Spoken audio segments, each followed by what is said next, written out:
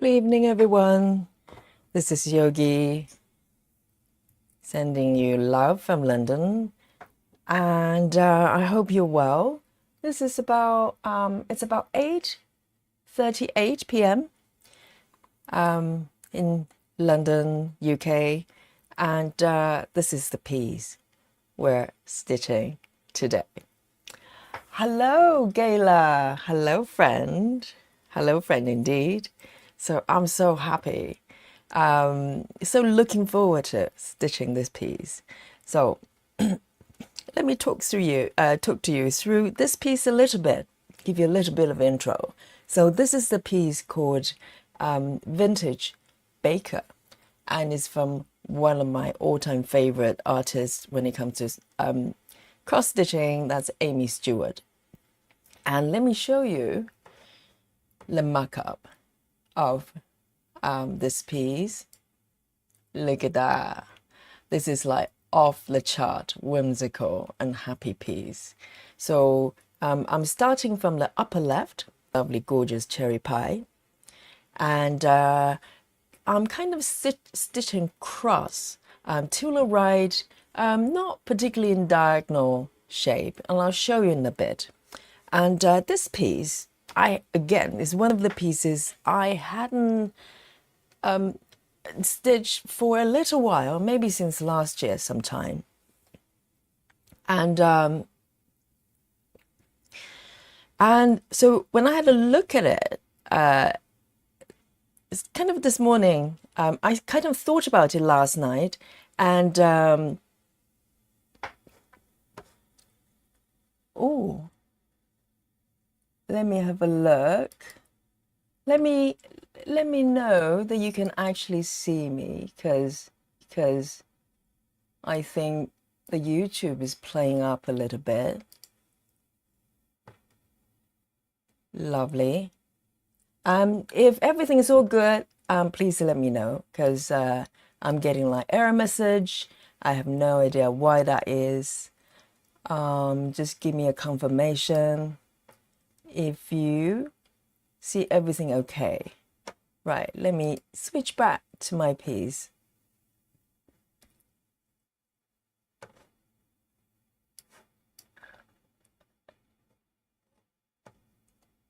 Just double checking, because yesterday we had a little bit of issues there.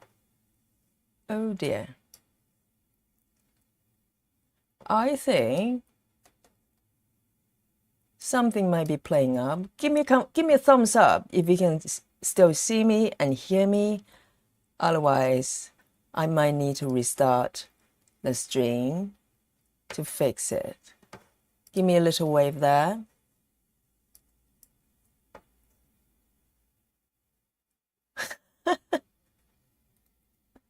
Because yesterday we actually had a power cut. Give me a thumbs up, everyone, and let me know it's okay.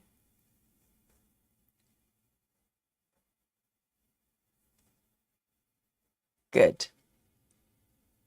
I think we're still online. Because yesterday we we actually had, oh, good. Is it Janelle? Janelle? Oh, thank you so much for the confirmation. You just never know. And it's no fun if just me talking to myself for the next 2 hours, you know. And it seems to be back on okay now. I'm hyper aware of, sensitive about this situation, because last night's stream, at the end, sort of 2 hours into it, suddenly everything just shut down. And it turned out we had a power cut. So, but it wasn't a regular power cut, because it kind of literally, everything went off for 1 second, and then it went back on. The light came back on, and but the computer was shut down, so that didn't help. And also, the Wi-Fi was shut down, so everything basically went down.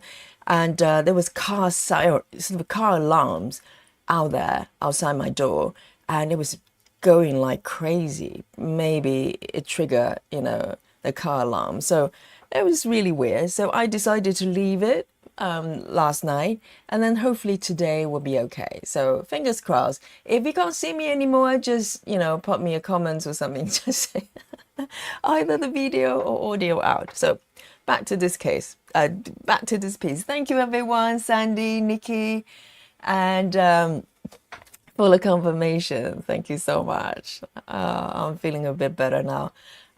So this is such a beautiful piece, and because it's such a full-based, let me just quickly show you markup again in case you missed it earlier on. It's such a full base. It's a picnic, really. It's not a picnic. It's a baker making goodies, and only good things can come out of a bakery. And it's so full-based. I'm using my Christmas pudding and my cupcakes for the occasion. So, and thank you everyone. And I hope you're well today. I am so looking forward to it. The more I look at this piece, the happier I am. And I'm going to show you my progress so far.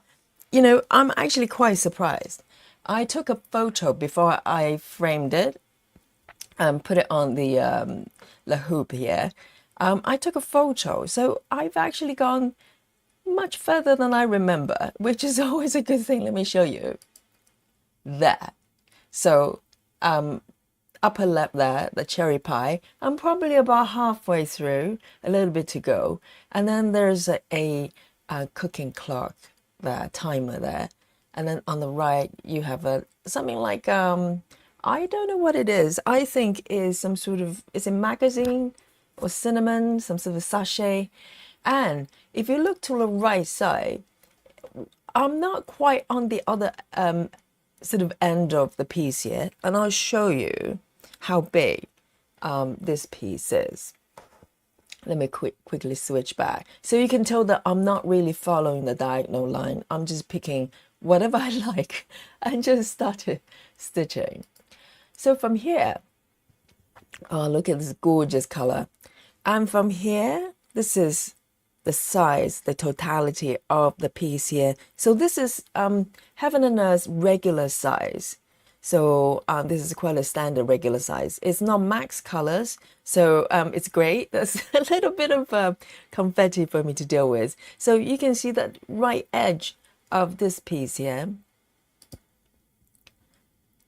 the red area is kind of where it is there. So I have about two pages and a little bit to go before I reach the other end of the page. So in terms of width, this is probably the most advanced project that I've gone width-wise. Normally it goes diagonal. It might go a little bit deeper on the left there, but this is I'm only 2 pages away from the other end. So I'm really, really thrilled. And this is such a fun piece to stitch. Everywhere you go, you've got little details there. And oh, this gorgeous cherry pie. And so let me pop it back. Oh, before I do that, before I pop my tablet back, just to show you, I'm currently on about 9%, 9.1%. And so today I'm going to start from stitch 0 and see how far we can go today. And in terms of method, my strategy for this piece, because the last few days I've done so much parking, I think today is going to be a parking free day for me. And I am going to do mini cross country. I'm going to just pick a color from the top area and start stitching downwards and till the thread runs out or the stitches run out, or maybe the next stitch is too far away, then I'll end my thread there. So no parking today. So those who cannot park or don't want to park, this is your day. We're going to go for a nice and easy mini cross country. Okay, and I think this is the area I want to focus today, which is the right side of the cherry pie.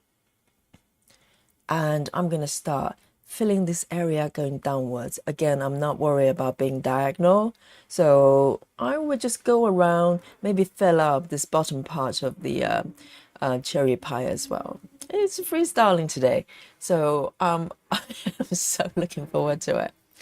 And I'm still waiting for my spare 28 number stitches needles, but I think this maybe they're waiting for the stock, from what I know. Sort of John James needles, but I have I freed up a lot of 28 needles here from the last couple of sessions, so I'm all good to go. Let me zoom it in nice and close for you. And if you're not aware already, I'm streaming 4K, which means you can see the stitches nice and clear here. And depends on your devices. If it's 4K is allowed, turn it on. It's a feast for the eyes as well. These beautiful colors and stitches. And this is 25 counts, by the way. 25 counts pre-gridded DMC. I think it's DMC even weight. And I'm using DMC floss as well. So let's go. Let's go. And we might go for a little bit longer today because just to make up for yesterday. Has to be done. Has to be done.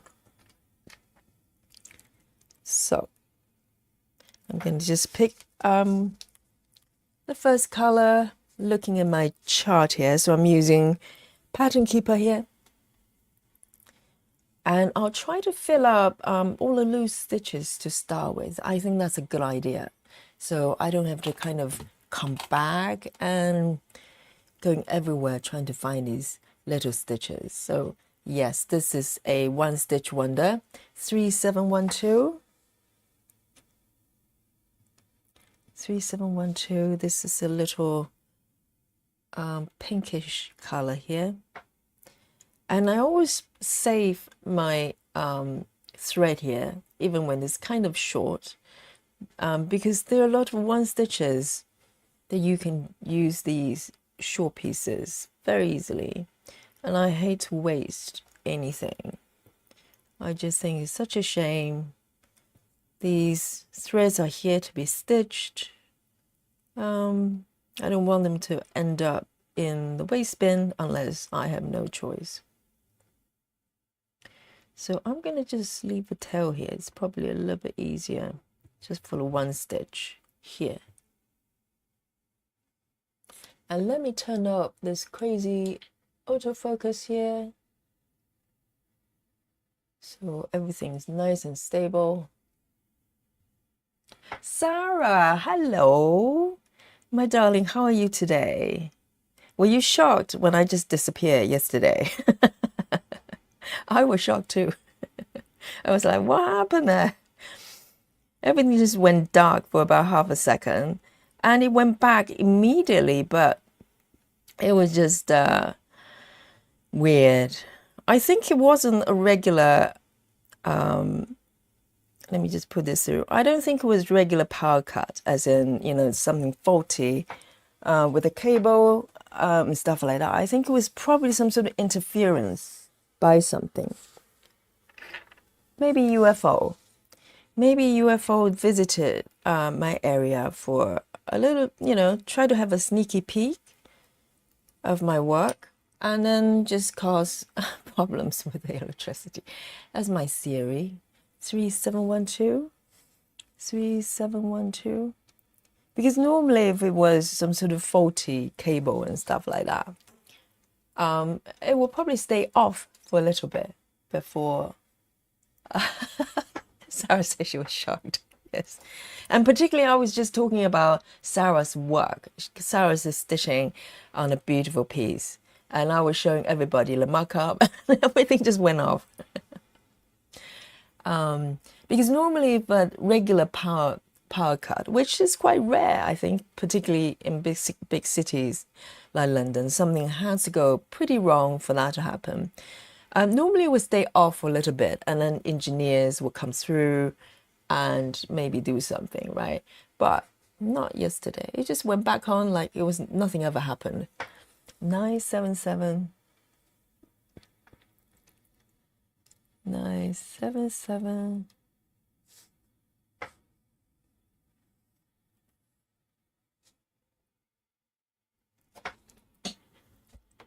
And I'm going to go for this area here. And this is one of the pieces I really spent a lot of time working on during lockdown, actually. So a lot of fond memories. It's quite weird when you pull out a piece of work that you hadn't kind of worked on for a little while. Lots of memories come back just looking at the piece.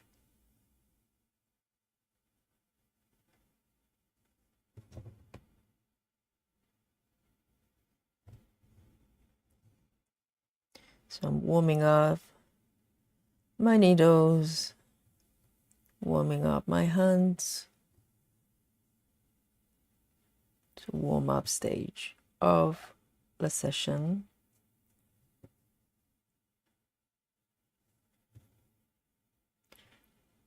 So London today is a little bit cooler, quite a relief actually. It's still pretty warm for June because June depends on the year. It could be still wet and cold. It's just there's no real pattern there. And even August, there's no guarantee you're gonna get warm and sunny days. And that's British summer for you. You don't know what you're gonna get. And then 2 below.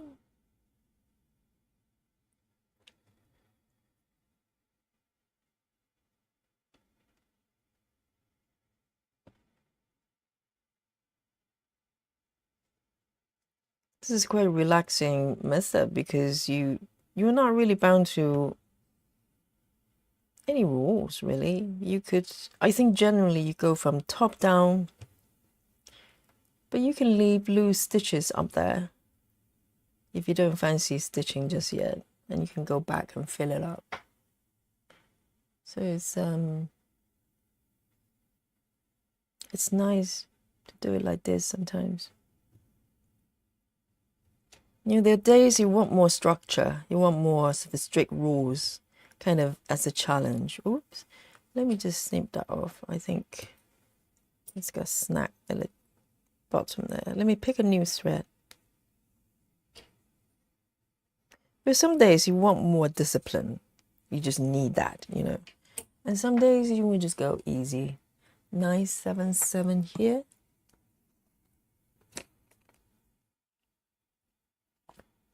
And this is one of those days. Maybe just to recover from that power cut.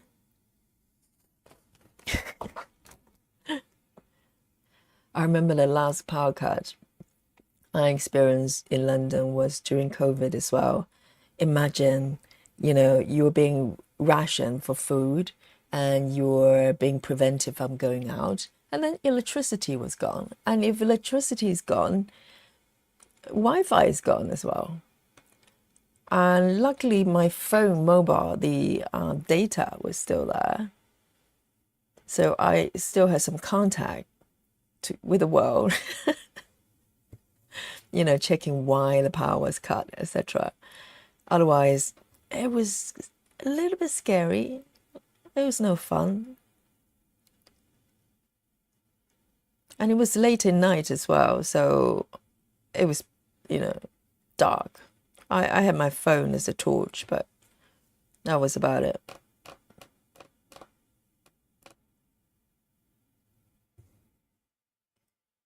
So power cut and lockdown, not the marriage made in heaven.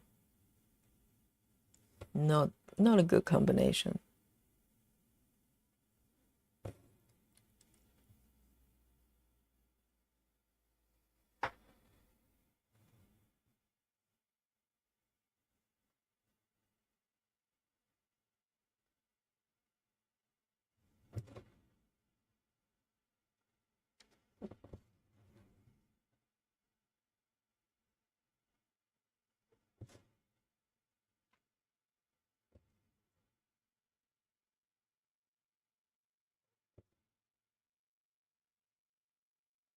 So I was using Q snaps for my work for a long time, for quite a while.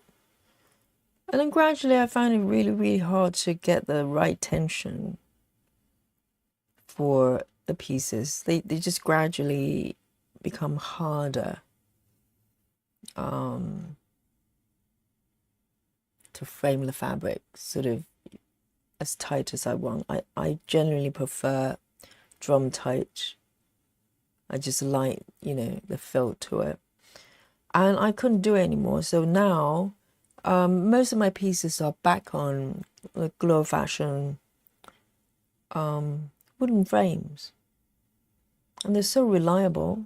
All the ones, the only condition I have with wooden frames is to have the screwdriver, and that you could use the screwdriver to screw tight. That's the only condition. And also I prefer the frames to be a little bit deeper. It's just more stable. So I tend to get those that's about 16 millimeters. They're slightly pricier, but it's worth it because the fabric is really stable. So I'm really happy with the tension today. It feels so good when it's tight. I know some people can stitch when the fabric literally just bouncing up and down as you push through the needles. I just can't. I just find it not very pleasurable to do.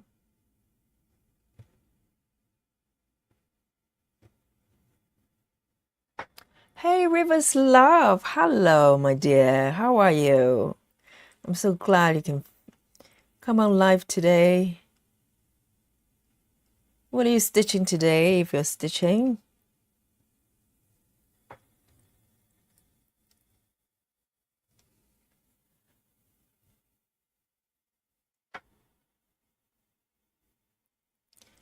And let me see where I should take my needle to. Let me go down here. This is so freeing. I can go anywhere. Try to stop me.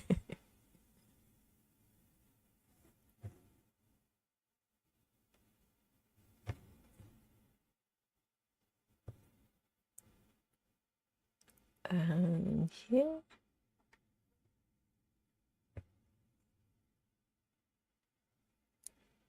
One more.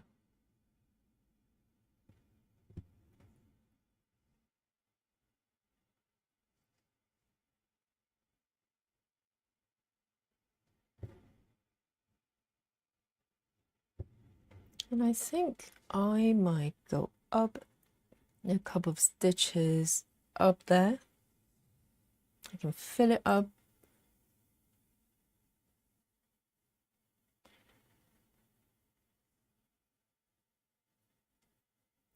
No, in fact, I'm going to take it to the left. Just a few stitches there.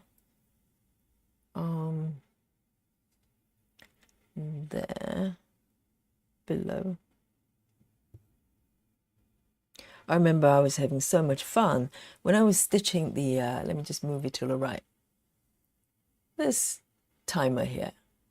Oh my God, I was going cross country within this circle and just go everywhere, filling up the stitches. And it was so rewarding to see the clock, the timer taking shape. I still remember, see, fond memories.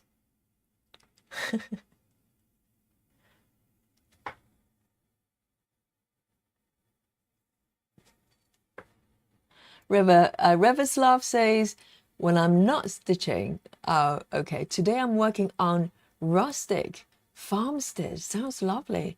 By Nordic Needle Design on Etsy. It's a gorgeous piece, but not crazy. About 28 count fabric. How are you? Wow. So 28 counts. Are you doing 1/1? I love the title already. The Rustic Farm Stitch. Totally my cup of tea. So 28 1/1. Okay. That sounds lovely. Let me, when I have a moment, I'll Google it and share it. I love to see what you're working on. Hi, Jennifer. Hello. Welcome. How are you, my darling?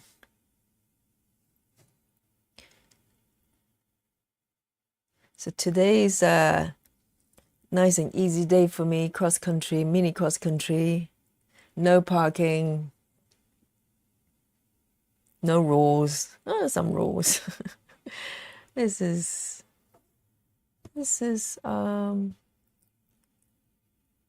rule-free day, parking-free day.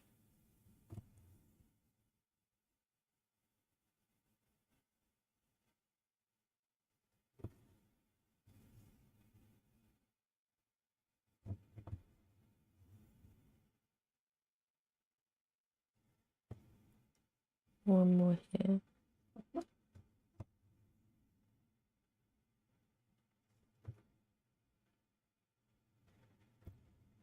Two here. Then a few more stitches to the left. I'm going to end the thread and move on to the right. So in theory, if I'm stitching this way, by the time I run out of the stitches on this end, I should end the thread and just move on to the next color. But what I'm going to do is to end the thread because I know there are a few more stitches on the right there. So I'm going to continue to work on this color until maybe when the thread runs out. So that's my tweak of the method. You can't stop me.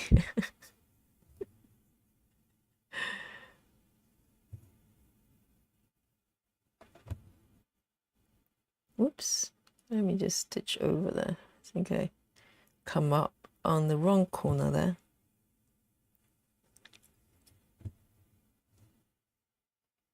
Two more stitches down, and I'm going to end the thread.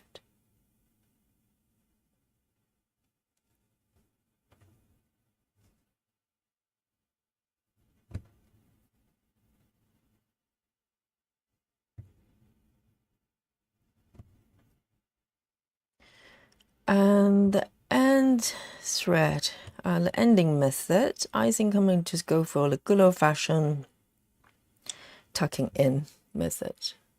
It works really well.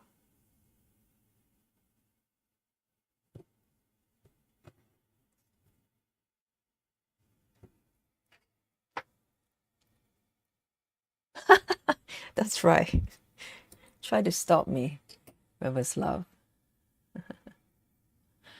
Okay, so it's 1/110 stitch. Okay, so you 1/110 for 28. Do you get a good coverage? Are you using DMC? That's interesting. I've seen people doing 2/1 28, and it's pretty full, pretty full. 977.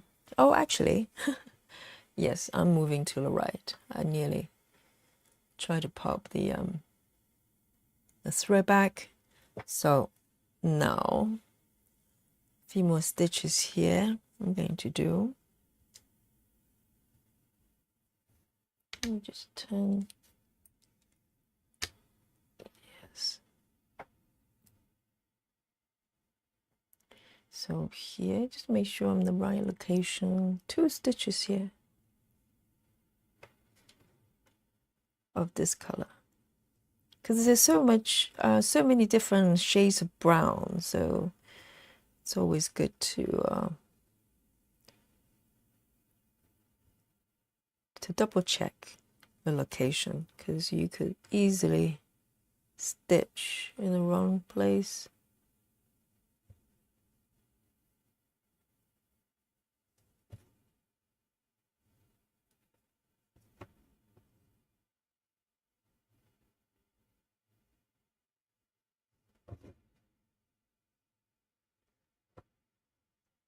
And then I'm going to move down. It's 1 stitch here.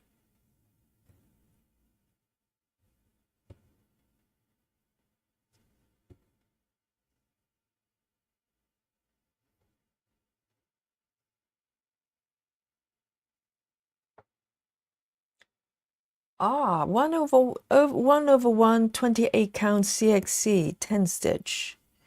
Interesting. And you get good coverage. That sounds lovely.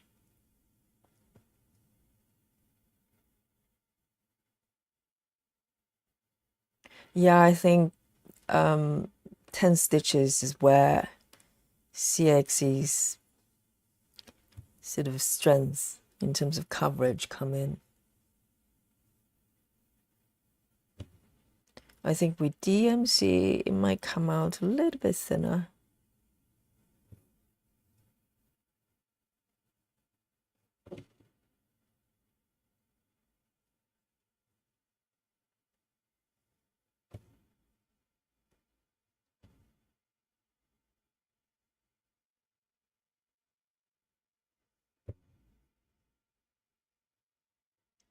Two here, let me remember to mark.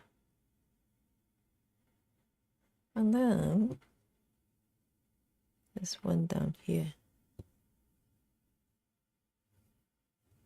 This is such a happy piece. And I love baking as well, so this is straight to my heart. Straight to my heart.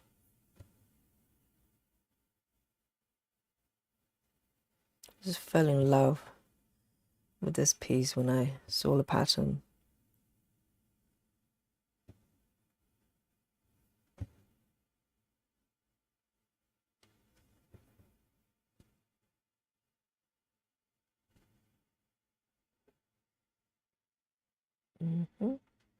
Three.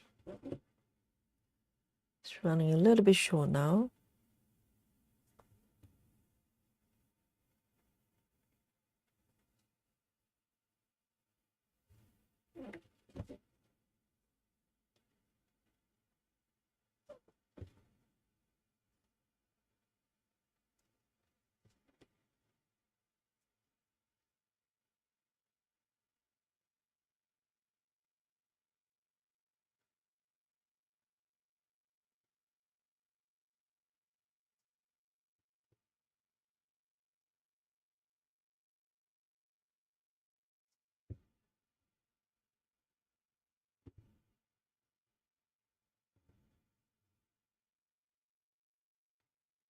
Yeah.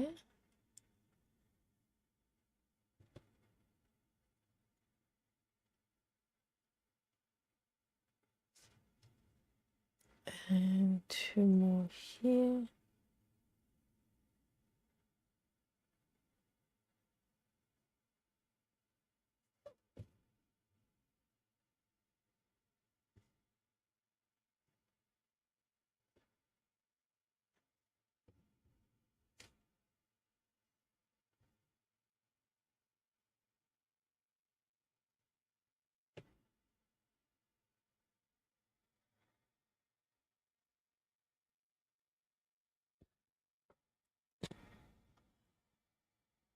Oh, Jennifer's stitching the old crop rim kitten. Oh, wow.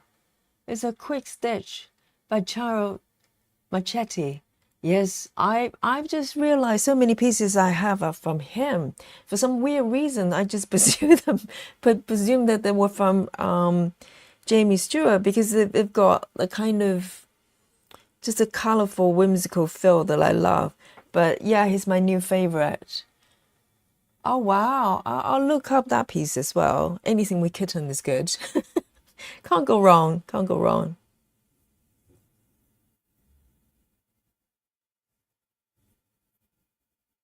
Anything with kittens and cupcakes, they're winners.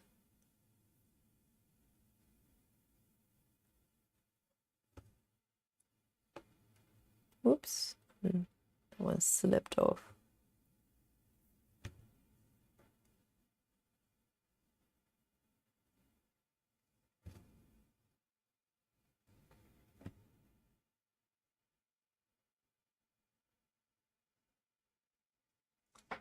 There's one more here. Let's see if I can squeeze in a couple more stitches with this thread. I'm going to end it. 3. Maybe just one more here.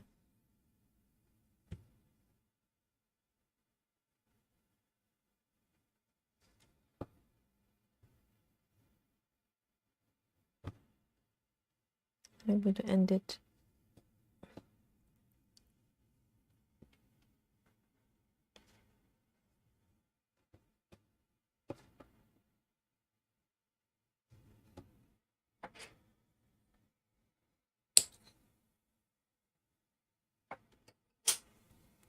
Lovely.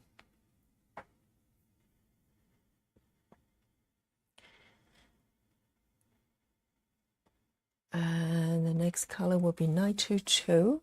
922.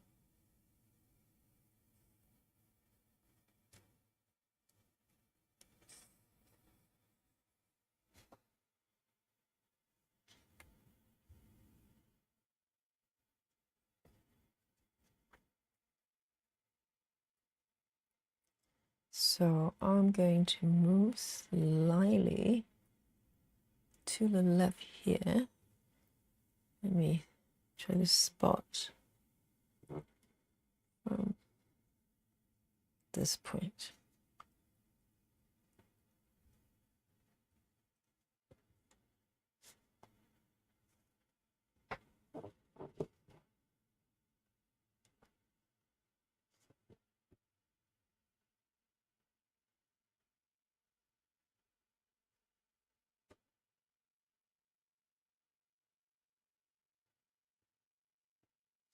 And this pattern, for some reason, does not come with, it doesn't have a max color option. Not that I would have gone for it necessarily, but majority of the design will have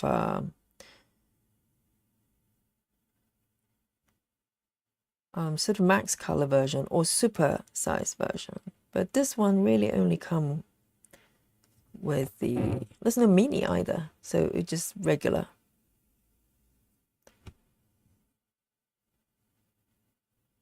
Which I'm very happy with. So I think color-wise, it's just under 90 colors. So it's quite standard or regular.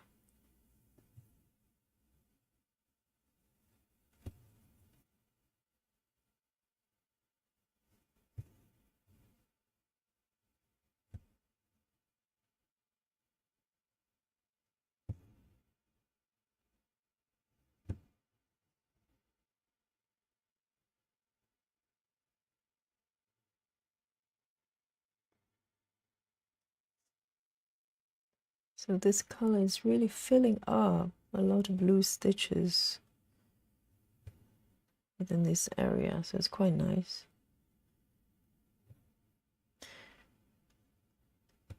And I've got a couple of other regular pieces from Heaven and Earth, and I find to be honest, if you look at the stitching experience, they're probably most pleasurable to stitch because they've got right amount of confetti as a challenge, but not to the point, max colors.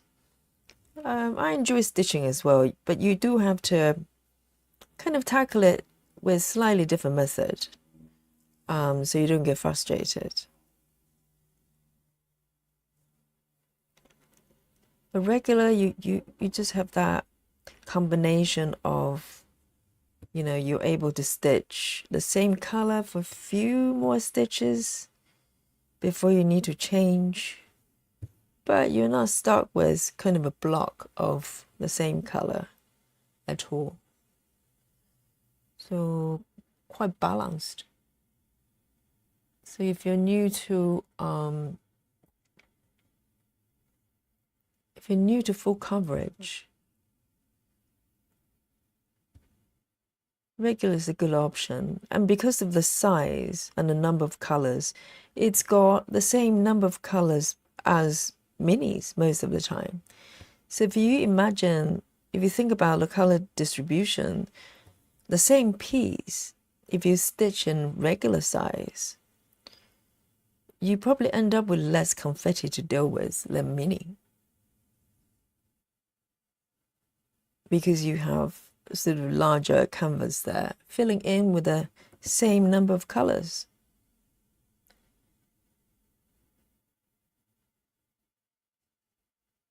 And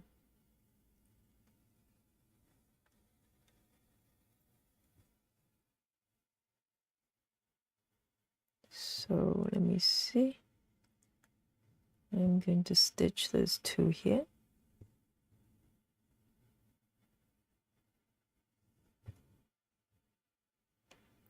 And I was thinking about the message, typewriter message yesterday mentioned, I think, by Sarah. I was thinking maybe I'll have a go at some point. In the next few days, I'll pick a project that's kind of workable, and I'll probably go and watch some of the Stitching Mum. I can't remember the name. Apologies. I'll go and watch, see if she's got tutorial or something, just to see what her method is. And I might tweak a few things. I don't know. Depends on whether I think it's gonna work well for me. And then we can have a go. Sounds interesting.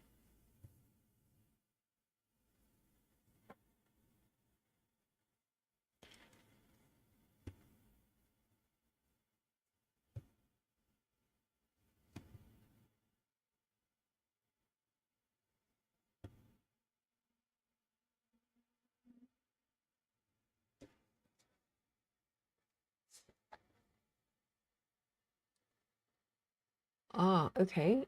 Just looking at the chat. Oh, Jennifer says she was she's referring to her craft room kitten piece.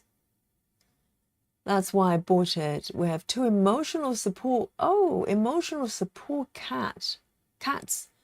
Love my. Oh wow, is that some? Is a different type of cats when you say emotional support? Are they sort of therapy cats? They all cats provide therapy. Okay, they're therapists by nature. They heal you. Sarah says my two cats are Bob and Ivy. Oh, great names, Bob. So it's human names. I'm always amused by cats having human names. I used to have a cat called Frank as well.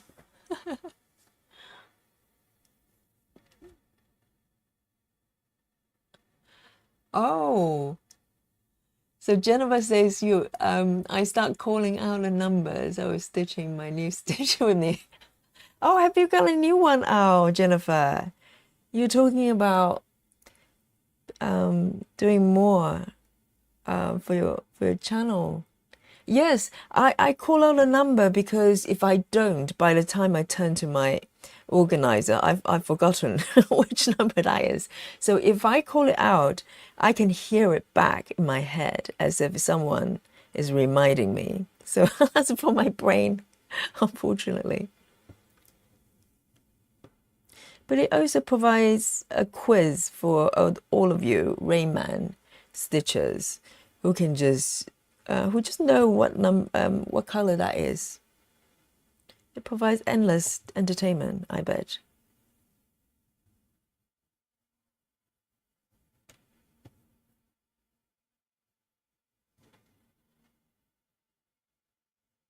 I'll definitely come watch your channel, Jennifer.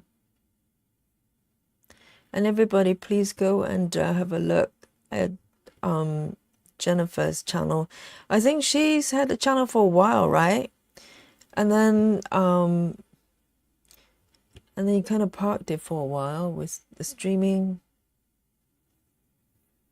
But she's gonna pick it back up because it's fun.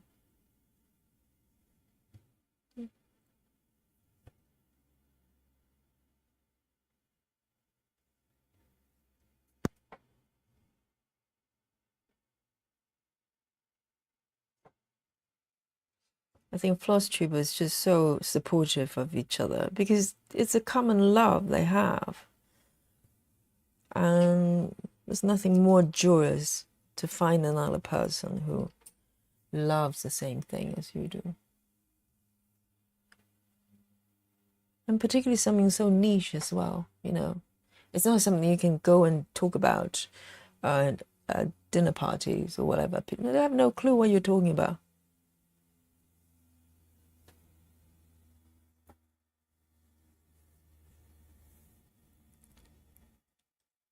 Sarah says, when you call out on the colors, I feel like I'm playing bingo. I told you. I told you they're Rim Man, kind of swan type of stitches out there. I'm definitely not one of them. Just let bingo, yes. 922. 922, I need a new thread. 922, everyone. Get your bingo card out. I'll announce the winner later.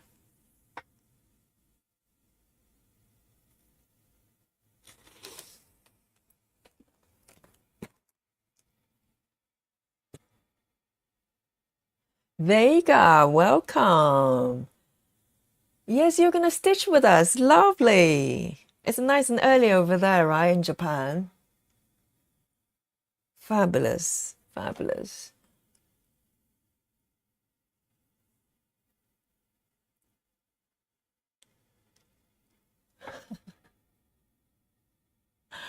Rivers Love says, I try to talk to people about stitching and their eyes glaze over. Well, I think they're being very polite if they just, you know, they actually stay where they are and with glazed eyes. I think most people probably walk away. As, oh, I need a drink of water, a vodka or something, and they walk away. I go, oh, you know what? I have to, you know, do that thing. Just walk away.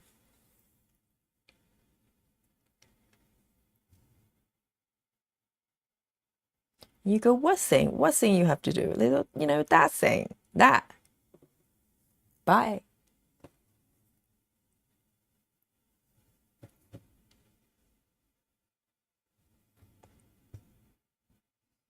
And you never hear from them again.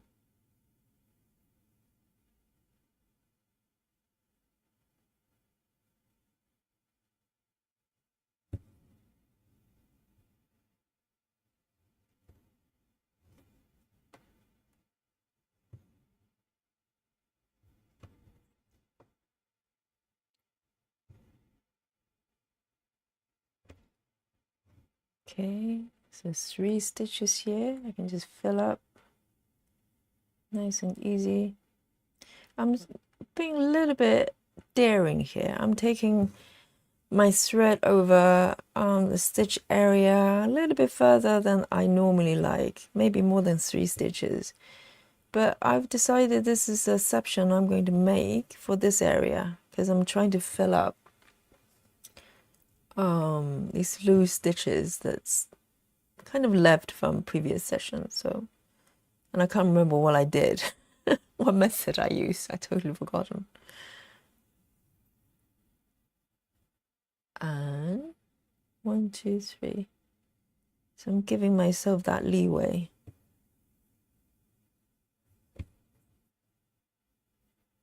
So I don't have to restart my thread every time, every 3 seconds.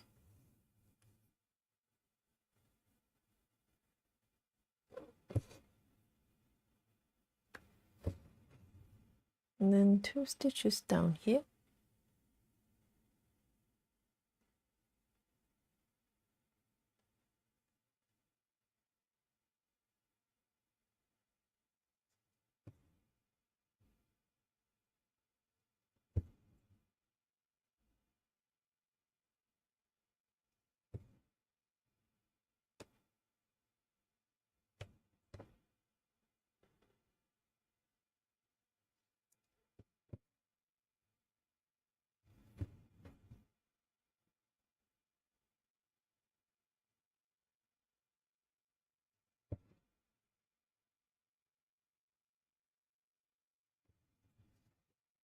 There we go. And 2 here.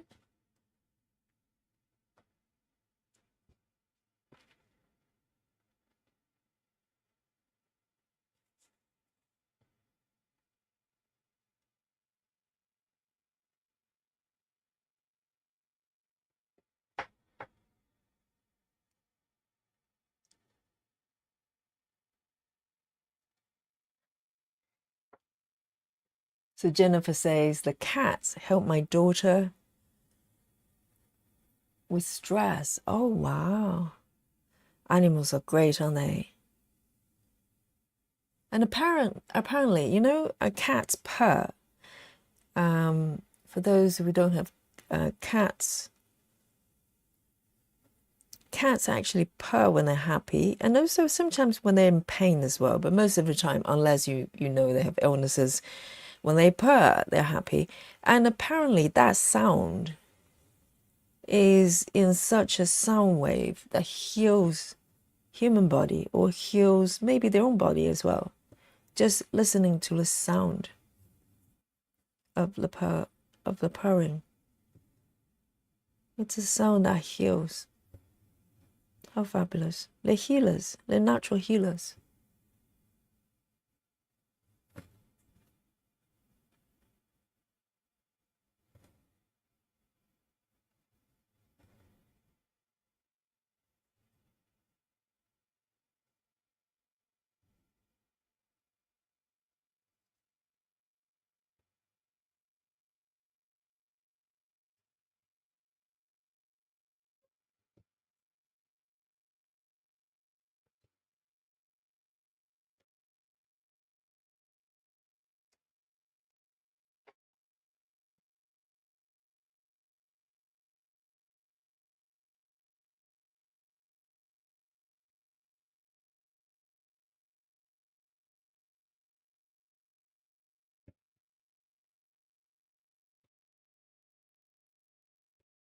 And then one above. 1, 2. Okay, I'm gonna just stitch both of them. Oh, okay. I missed one. One here, one above.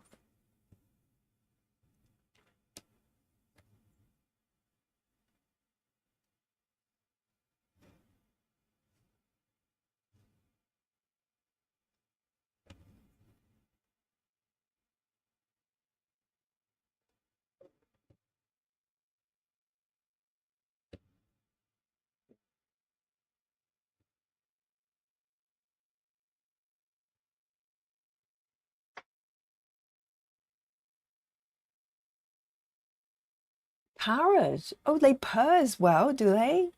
River says my parrot purrs when he's feeling snuggly. Did your parrot learn from a cat? Because they mimic sound of everything. Wow, I didn't know they purr as well. Parrots. Parrots are so intelligent. They're so intelligent. And they live for decades as well, don't they? Absolutely amazing. They outlive their owners a lot of times.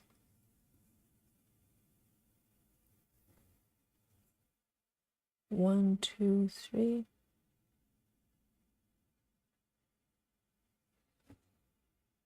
I mean, I remember there was a guy, I went out briefly, you know, I was a student at the time, quite rebellious. So I went out with someone who was a biker on Harley Davidson, and he looked like a hardcore guy. But he's got a parrot called Rosie. And I remember I just met this guy, literally, within first day or two. And he goes, would you like to, you know, I think he had to go out to go somewhere, like business trip or something, I can't remember. And he goes, would you like to come and stay in my flat and look after my parrot? I thought it was some sort of a euphemism, you know. It's like, oh yeah, nice one. But it turned out it was a real parrot. I went, but I didn't know how to look after a bird. I never had a bird. So, and also I thought, well, I've just met you. You want me to be your bird nanny? We're moving too fast. So I didn't do it. And but I remember Rosie. He's the Rosie is a female parrot. It's got Rosie, I presume. She's got her own room. He's got a flat. He was a bachelor. He had a flat, but Rosie had her own room. I ask you. So yes, the bear was like, you know, the love of his life. So if I went out with him, it will probably be a mistake. I'll be the second chair. 922. 922. Hey Senga, hello. Welcome.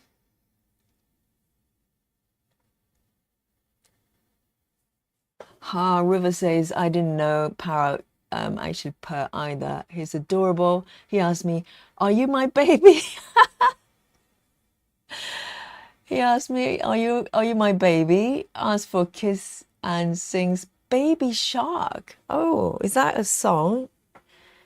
Lovely. Are you my baby?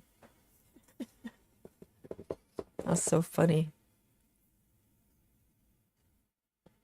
I remember seeing this, maybe a documentary or some sort of news piece, a crime case literally solved by a parrot because the parrot basically picked up the screams and goes, I don't know, I'm just coming up with random names like Tom, stop, or something like that. And they actually found Tom, or whatever his name was, because the parrot just couldn't stop repeating. So there you go. It's like having a security guard, like CCTV in your house. 977. 977 new threat. This is the next bingo bingo number. 977, everyone.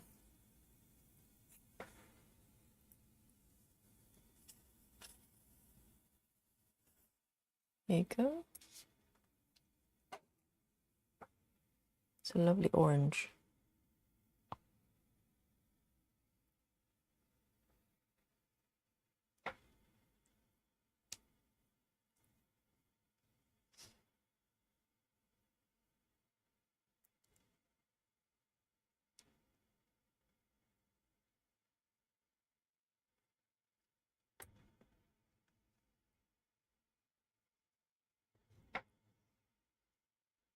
So I'm going to move on to kind of this area. So I'm going to move it slightly across over the center so you can see.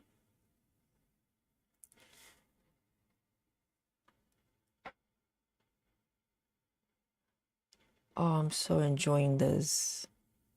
And it's so great to have all your company as well. I'm so happy.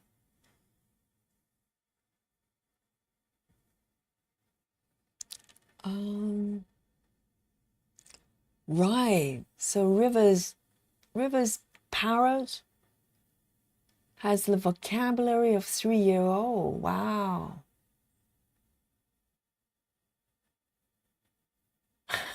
Sarah. Sarah says I need more blue numbers to win. Yes, I never thought about having a bird for some reason. I just like something that I can kind of cuddle. So I love dogs as well, but my lifestyle is just not really fair for dogs. I don't have a big garden, and you know, because of my timetable, I can't always walk the dog at the same time and every day. So I knew from the start dogs might not be the best, you know. It won't be a best life for dogs living in my flat. But I adore dogs. So I go crazy if I ever take my cat to the vet. And there are always people coming in with dogs. And I just get to, you know, stroke them sometimes, pet them. Oh.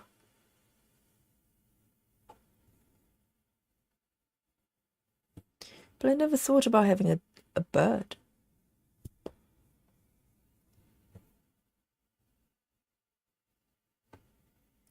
But I think parrot is not Probably not a typical bird. Parrot is like a flatmate. It's like a roommate.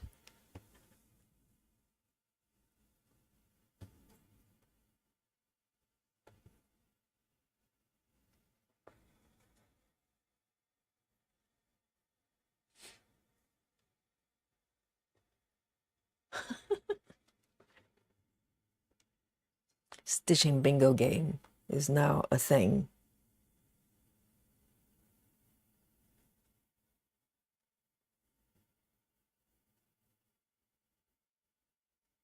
Cross stitching bingo.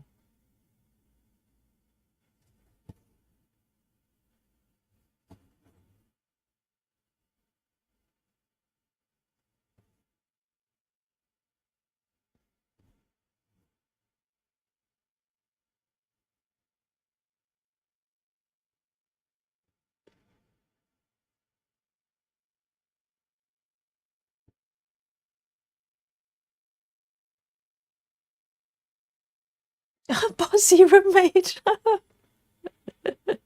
Yes, I bet. I bet. Are you my baby?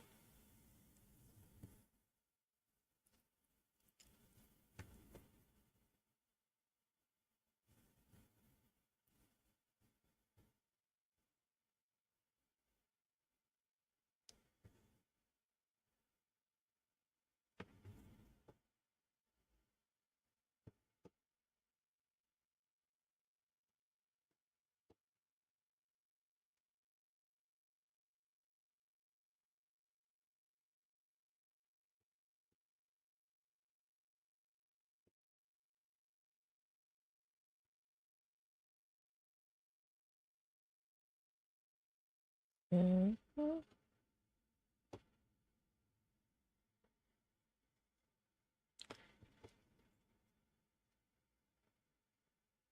2 more here.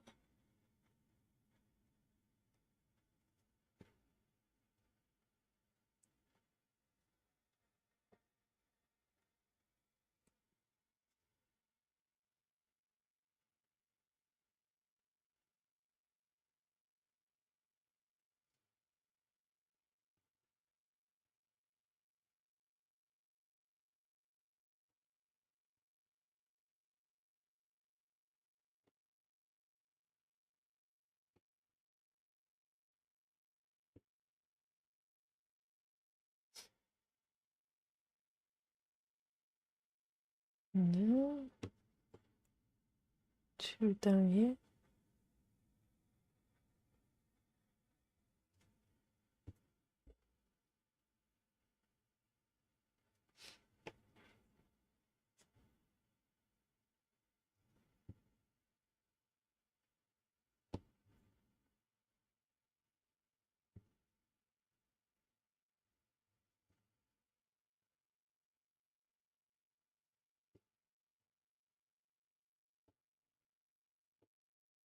2.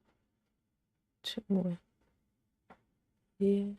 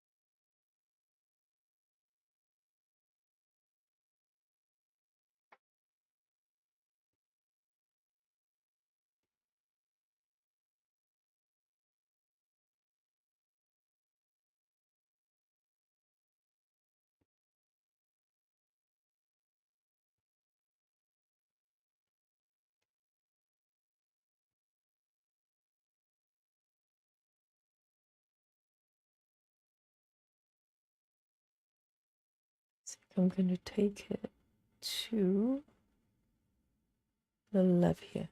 There are quite a few stitches of this color everywhere, so you kind of have to make a judgment call on where to take your thread.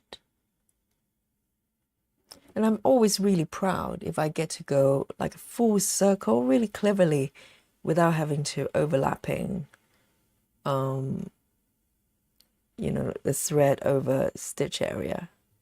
So you have to mentally kind of plan out where you want to go, which is not a game you can play other than the bingo.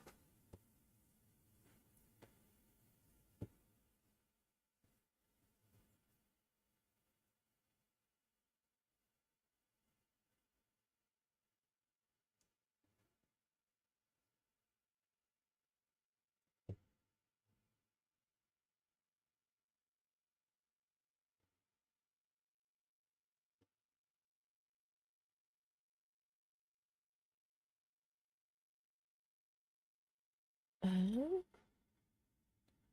3.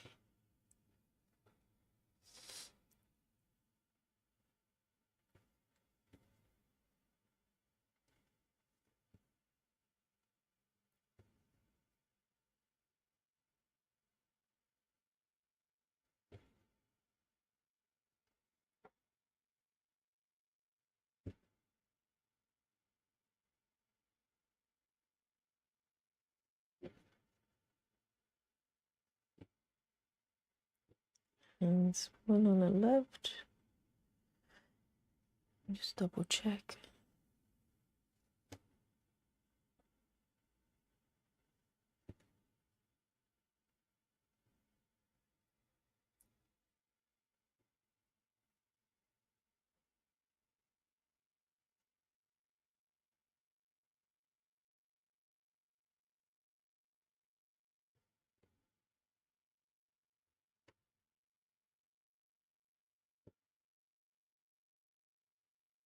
It's such a relief not to be full of temperature to actually cool off a little bit, because the previous 3-4 sessions, well, yesterday was okay, but about 3-4 sessions before, I was literally sweating. It's such an unusual experience if you live in London. You're sweating late at night. That's not normal.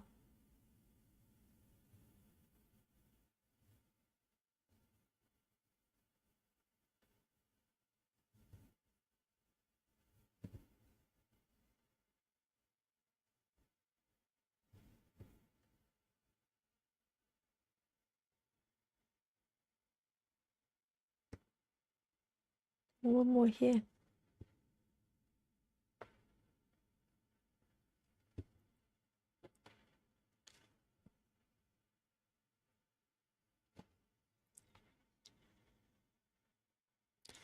And then take it back over here. Slightly further away, but mostly unstitched area, so I'm okay with that.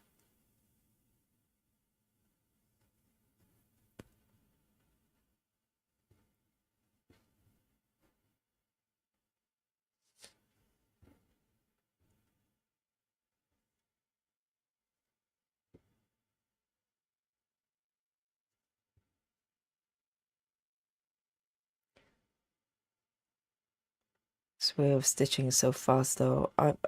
Yeah, it's only, wow. It's already over 100 stitches. I am shocked. That's not my normal speed. I'm a slow stitcher. It says on the tin.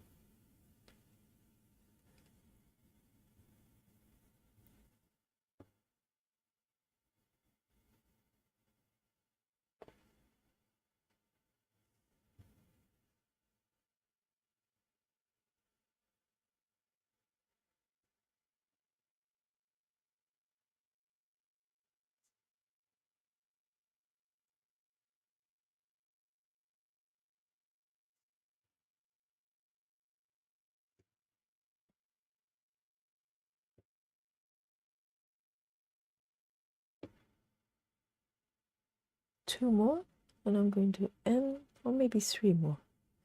See if I can get away with 3. more stitches.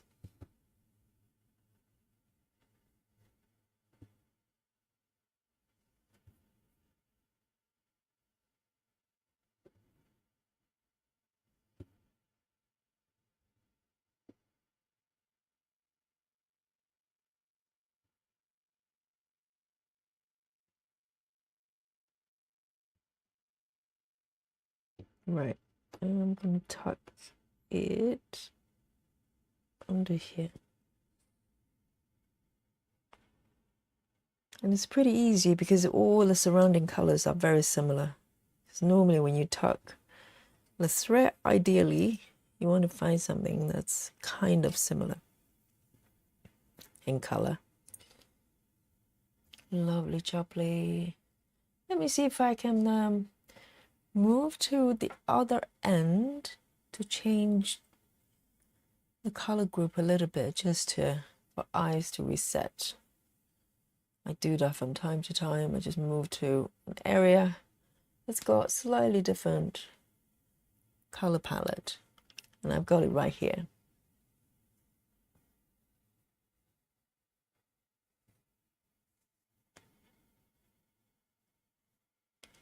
Nine oh two. 902. I've got it.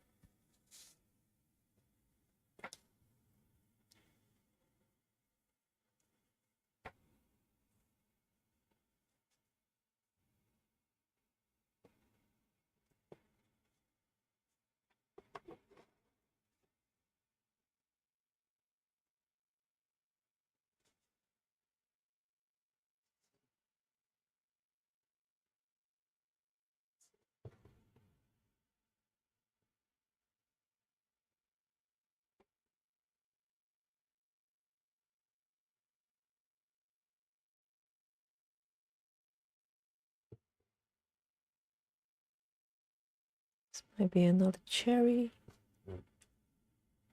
or jam for the pie.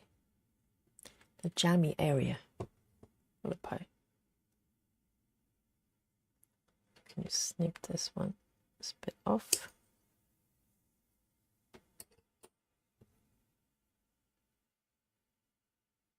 This piece really will make you hungry. Probably have to rush to the bakery in a bit. And the weird thing is, in the UK, you rarely come across kind of dedicated bakery. I always wonder about this, because most bakery, or the bakery type of things you buy would be in a cafe, part of a cafe, or in a supermarket perhaps, or department stores might have a bakery section. But there are not that many dedicated bakery shops. I always wonder why that is. I would have thought it's such a normal thing to have. I mean, there's a chain here called Greggs. It's a kind of bakery, but not quite the same. Not kind of, the kind of bakery you get when you go to France or other European countries, like an entire shop, just bakery items. It's peculiar. I wonder anybody might know.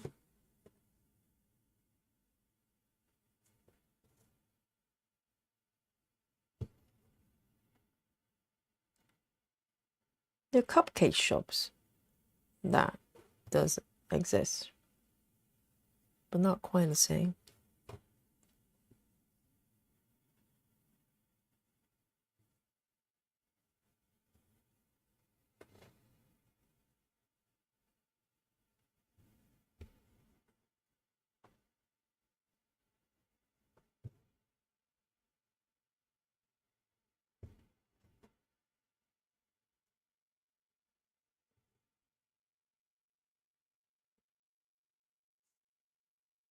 That's the wrong stitch.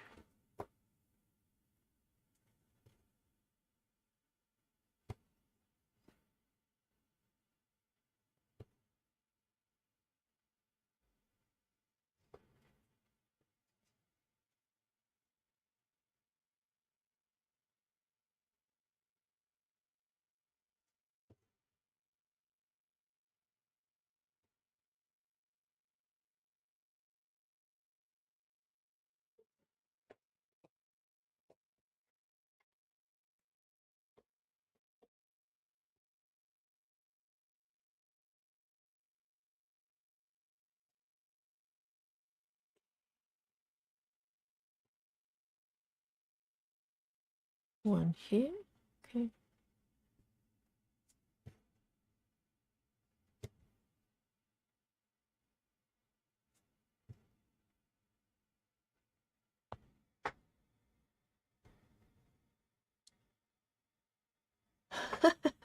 River stitching a pie. Yes.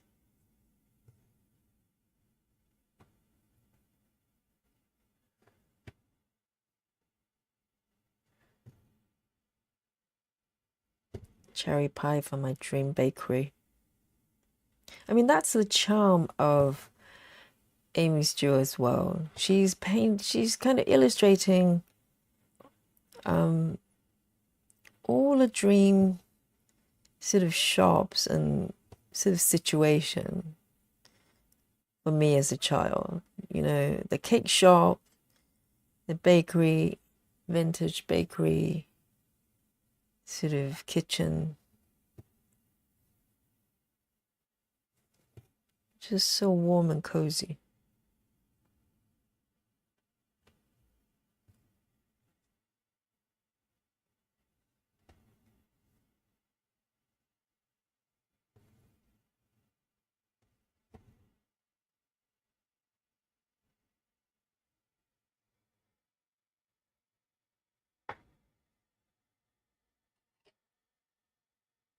River says, my husband bought me a cherry pie today. Oh, you're serious? Today?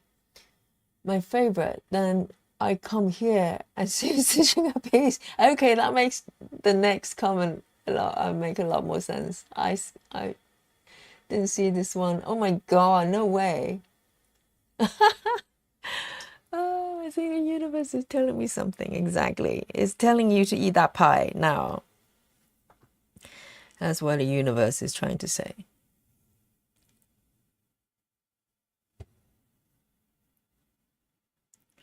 That is so funny. How often do you see someone stitching a pie? Out of all pies, cherry pie.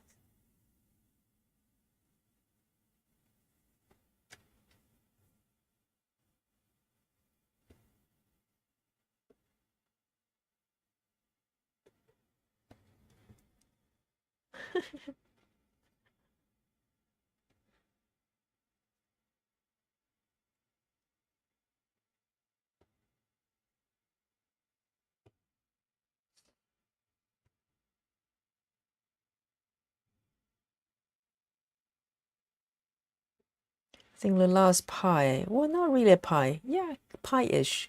No, actually it was a cheesecake. So at that time I was vegetarian still, so you can tell it's probably a while back. I'm vegan now, but I was a vegetarian. I was still eating cheese, and I made a cherry cheese pie for me to bring to a friend's party as a gift.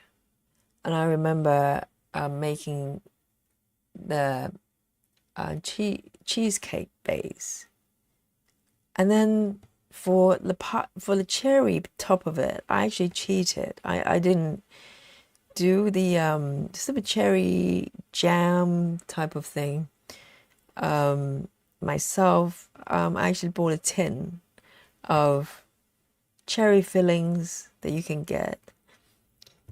Because cherries over here you can only get at certain seasons. It's not available all year round. And also it's a lot of work, right? To make cherry fillings or jam type thing. So I remember I just poured that tin. It was lovely though. An entire tin of cherry fillings on top of the cheesecake. It was glorious, beautiful.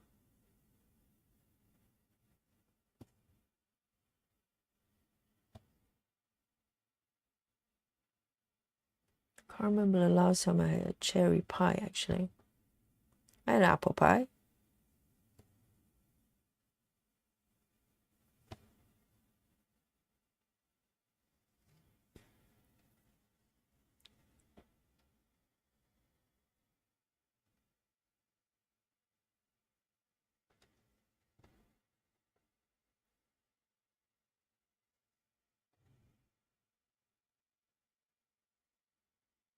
And two more down here. And I'll probably need to end my thread. It's getting a little bit short.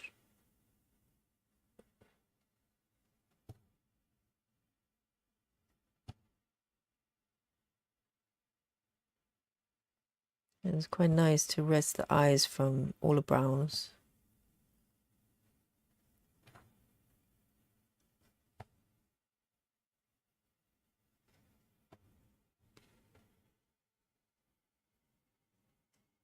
Tuck in.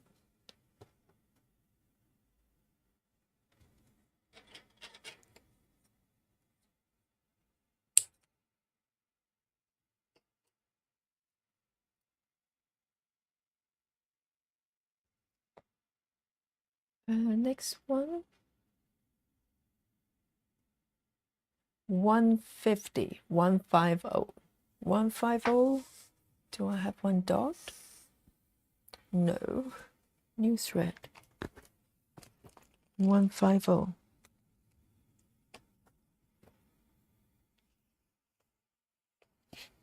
Oh, this is a pretty color.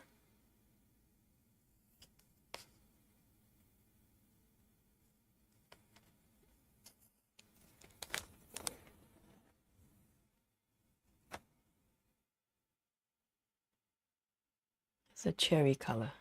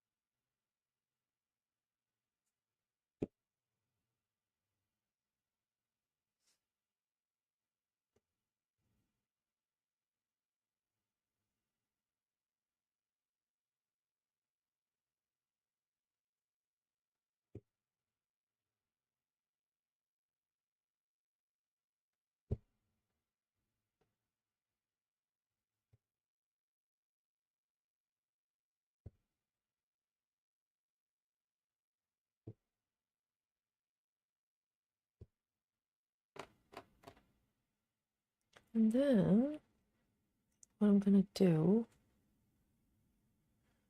in order not to take my thread over the stitch area, I'm going to stitch this one down first.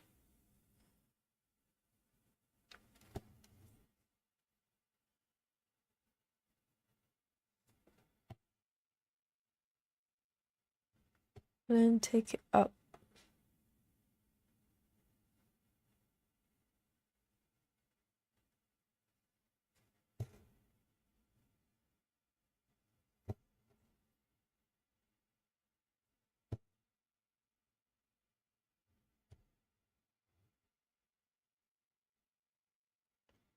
And then down. Let me see. 1, 2. One at the bottom.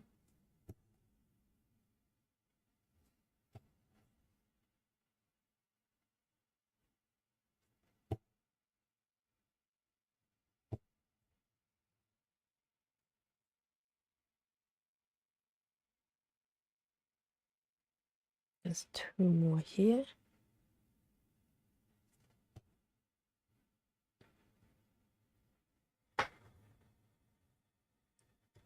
Oh, Sarah's dinner of choice.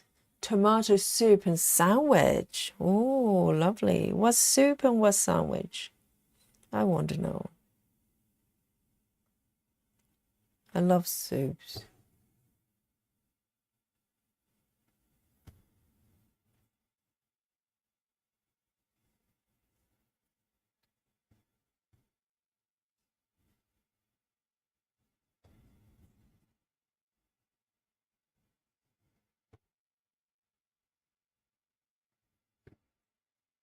And then I'm going to tuck it down here to finish, because this, yeah, the last two stitches of this color in this area. So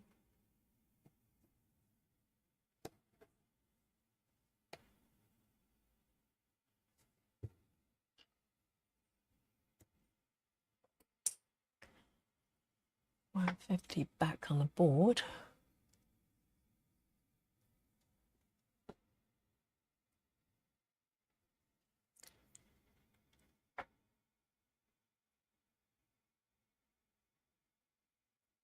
And 3A62, 62.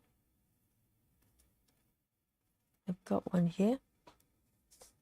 Let me have a sip of my tea. So today I actually have peppermint tea. I also have a cup of chamomile as well. Nice and soothing. No caffeine tonight.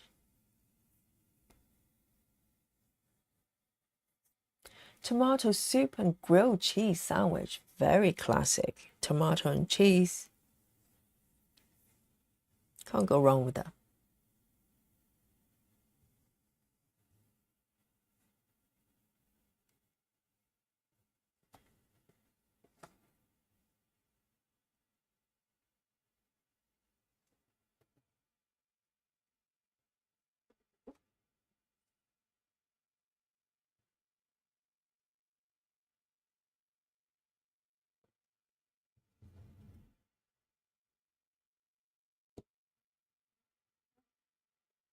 And move down to this one.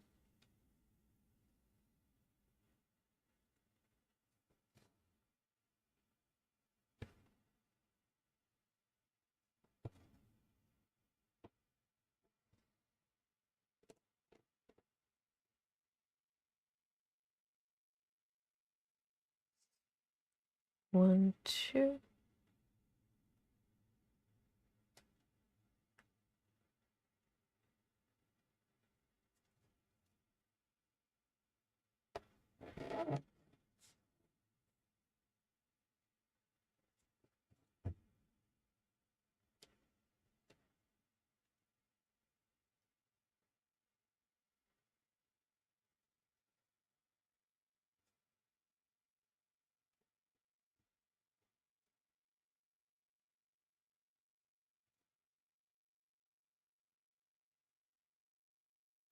One stitch underneath.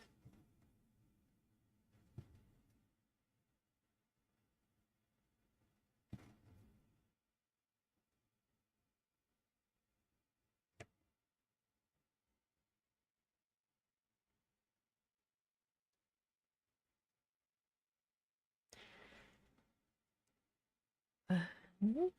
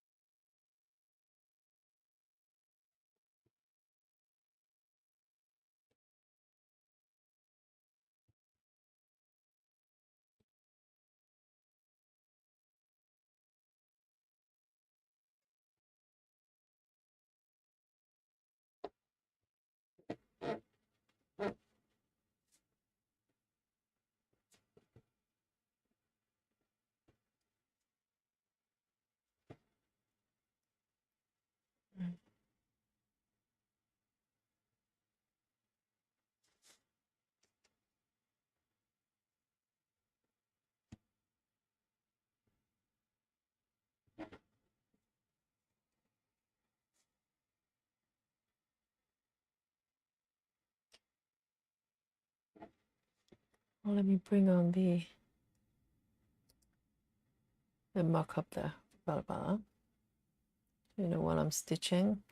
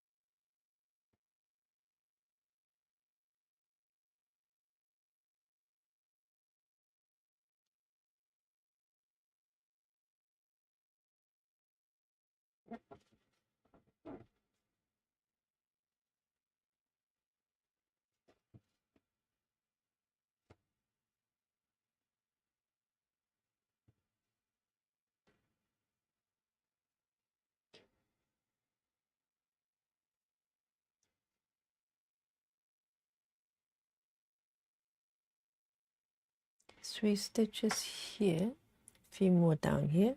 Should have enough. Should have enough threads.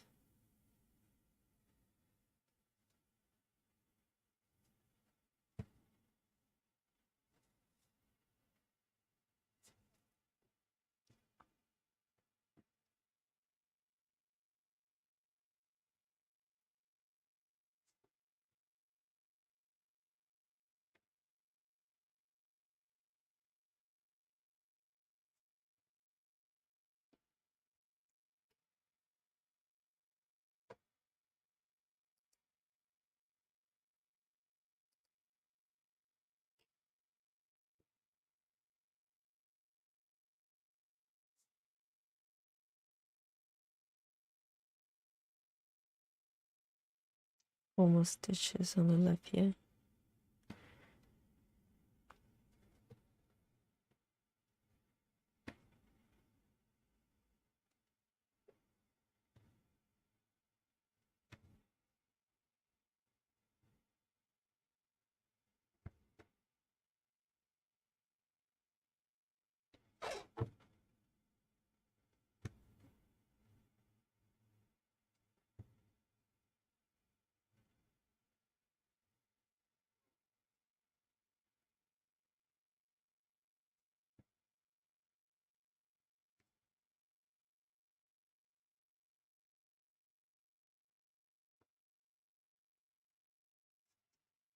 Okie doke.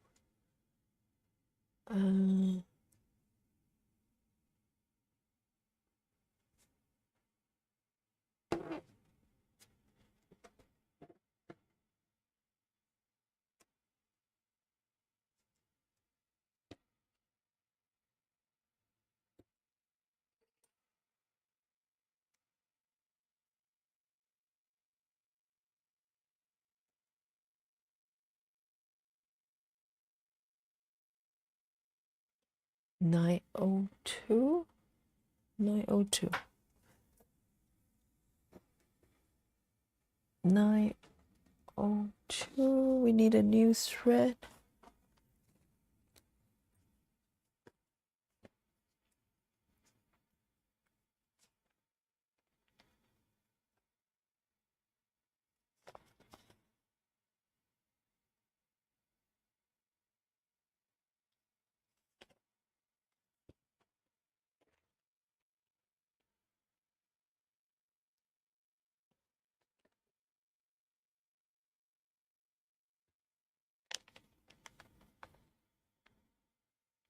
Nine oh four.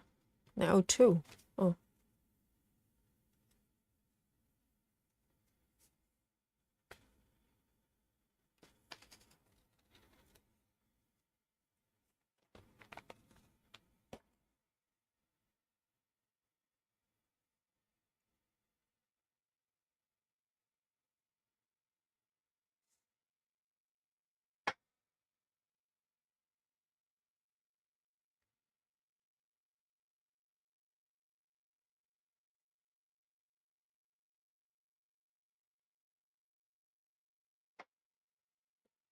Quite a few stitches of this color. Nice.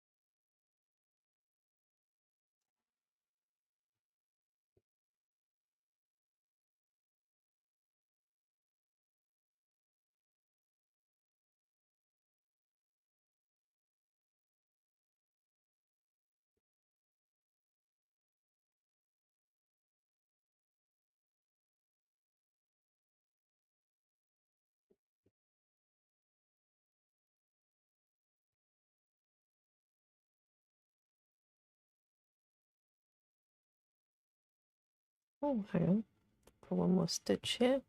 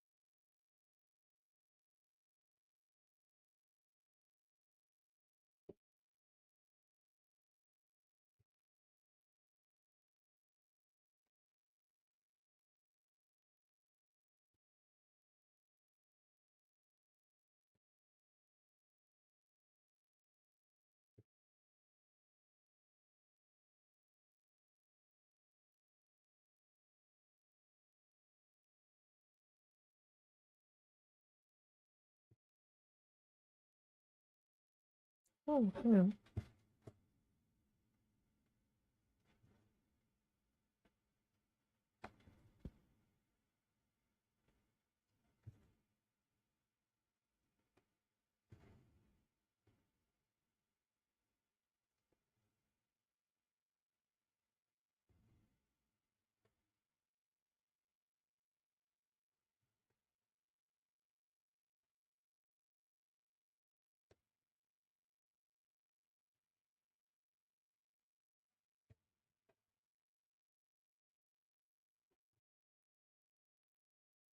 Really love John James needles.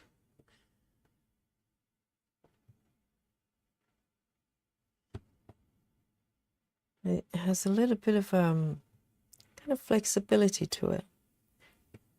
Even though I'm not bending the needles in any shape or form, but when you put the needle through, there's a little bit of give there. And that makes a lot of difference. I find DMC needles of the same size, I like them too, but it doesn't have that kind of very subtle flexibility there. And I can see why people swear by it. John James needles. It just feels different. It's very, very subtle.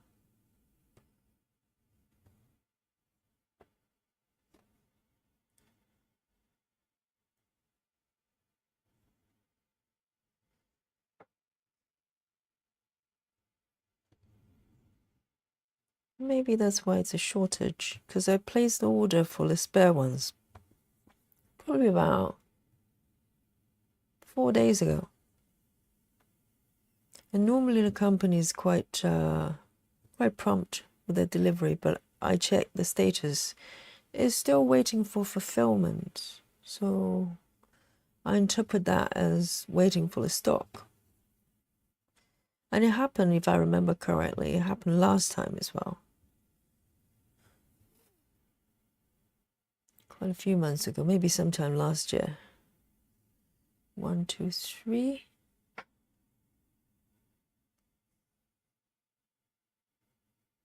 One, two over here.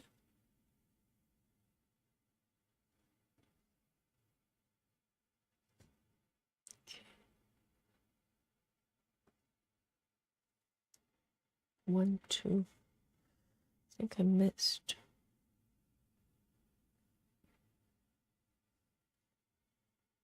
A couple of stitches here.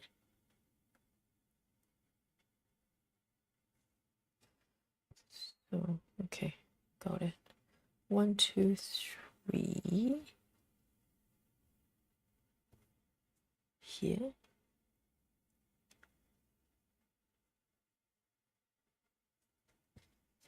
Okay. 1, 2.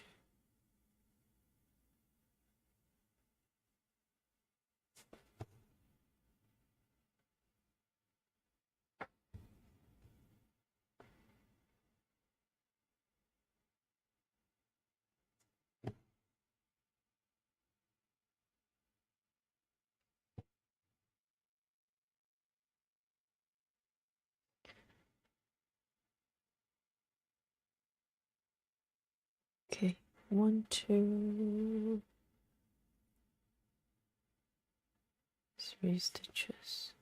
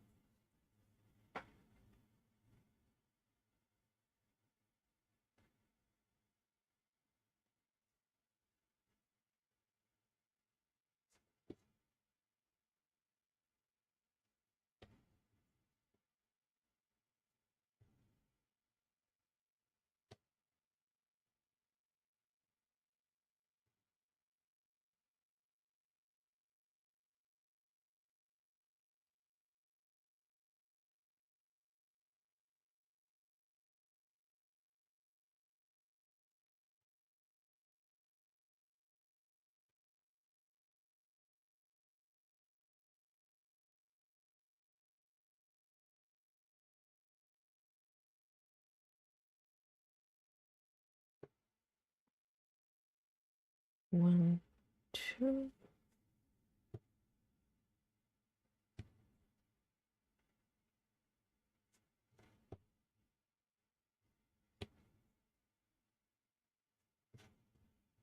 I think I messed up a couple of stitches here, but I'm gonna just come back and stitch over the the wrong colors. 1, 2, and then 1.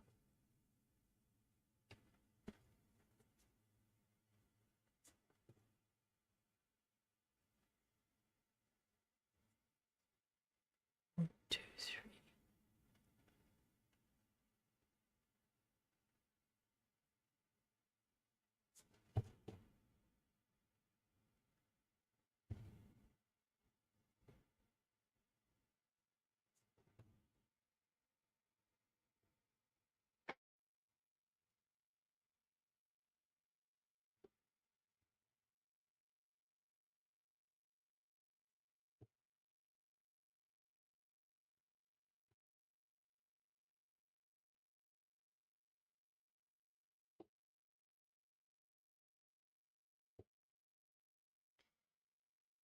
One, two, 1 down.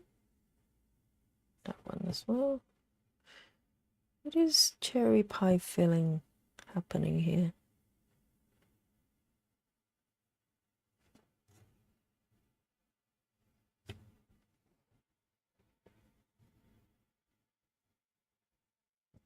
I mean, the subtlety of the baked pie area here is just lovely.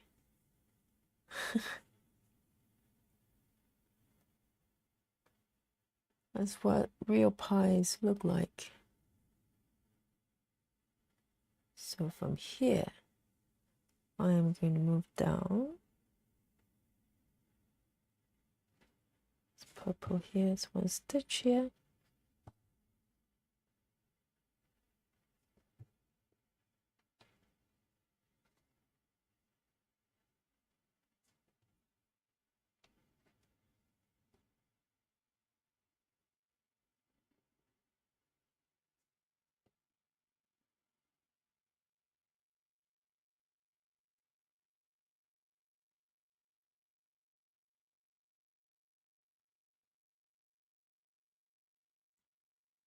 Let's see.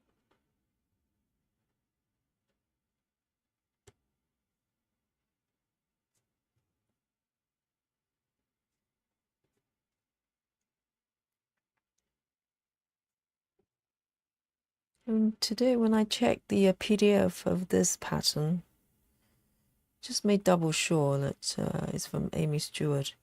I actually, for the first time, noticed on the PDFs from Heaven and Earth, they actually list out the chart designer as well.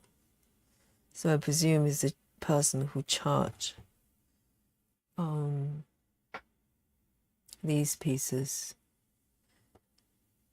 They're kind of unsung heroes of these pieces, and people don't talk about them. We talk about the artists, but I presume they probably don't create these artworks solely for cross-stitching, because most of them just create artwork as they are. And I know a lot of them are turned into other things like puzzle pieces, you know, jigsaw puzzles, or maybe picture books. So they're not sort of creating artwork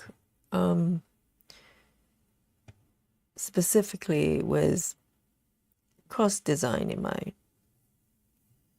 So the cross stitching designers will have to find ways to chart them so it come out all the pieces kind of, you know, representative of the original artwork, which is probably not super easy. And you don't want to mess it up, I presume.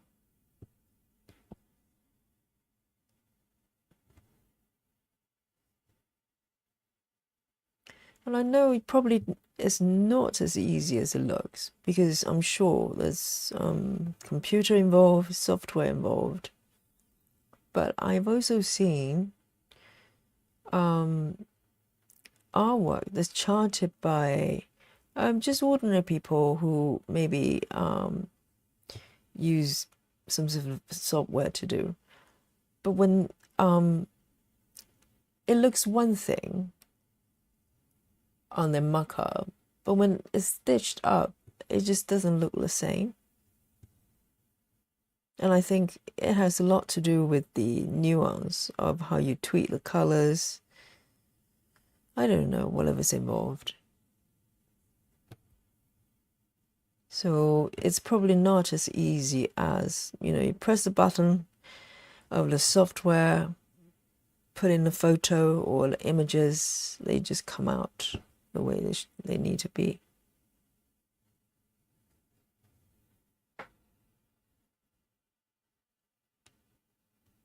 I'm sure a lot of skill is involved. It's getting very short now. Maybe one more stitch here, and then I'm going to end it.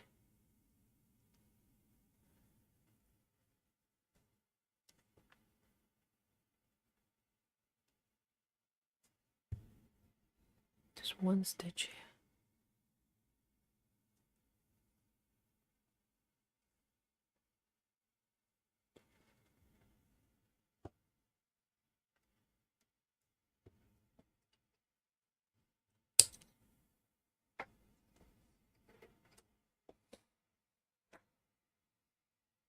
Cherry pie fillings coming up nicely.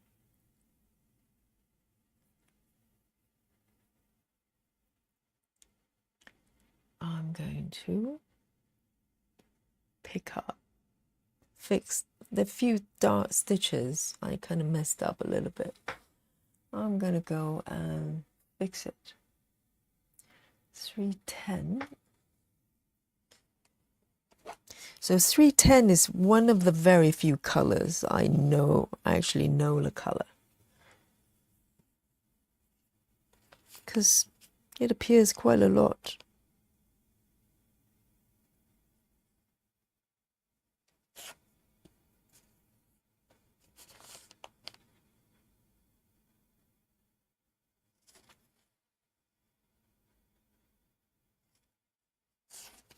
So this is one of the few colors, if it ever come up with in a sort of cross stitch pop quiz, 310, who knows the color? I'll say me. That's me. I know it's, I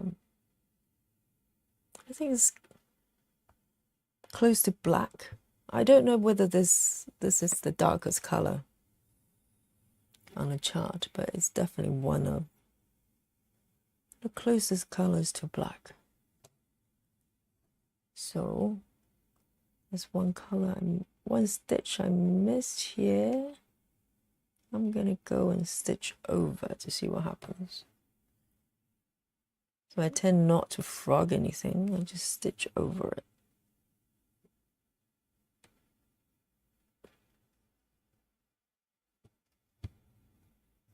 And hope for the best.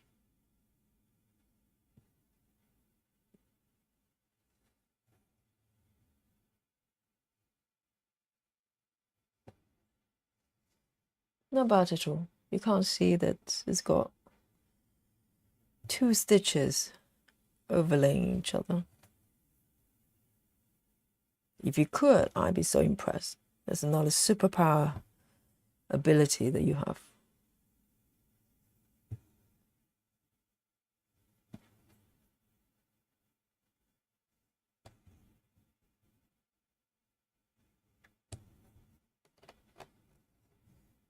There. You can't tell.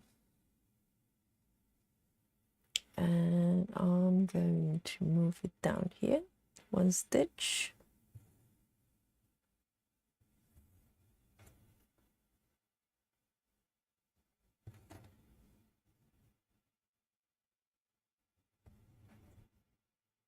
Two over here.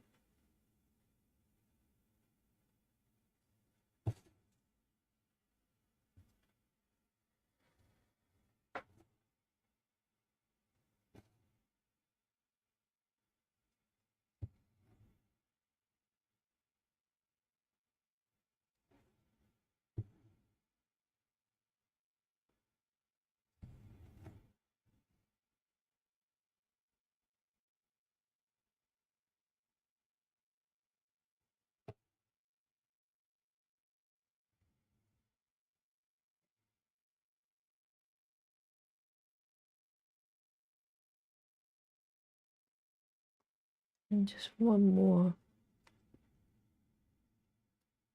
So from this stitch over here, I'm going to tail a thread over to the right, but before I do that, I'm going to anchor the stitch away from the stitch area.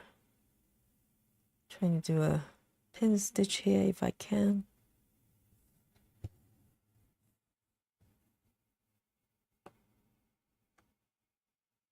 Doesn't matter if it's not the prettiest pin stitch because I'm going to stitch over it later on.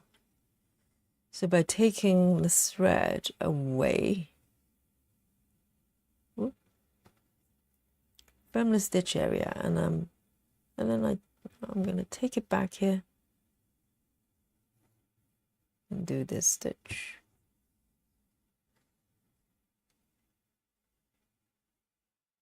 Then I'm going to tuck it in.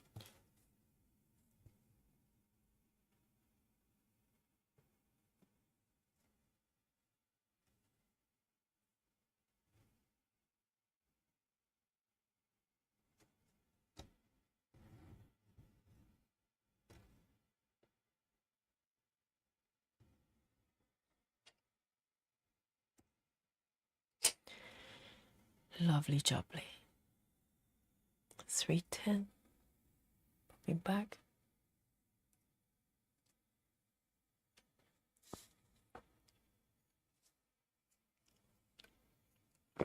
And take a sip of my chamomile tea.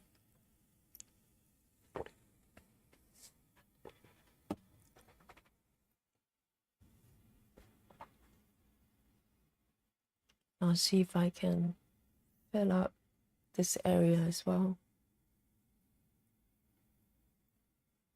422. 422.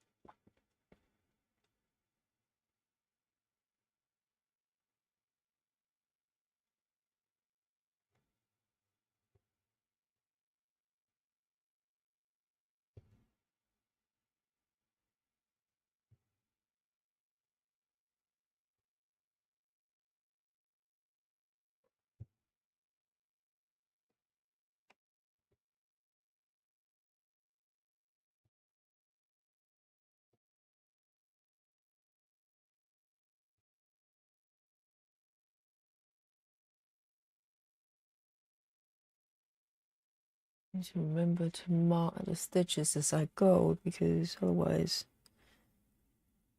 I get confused.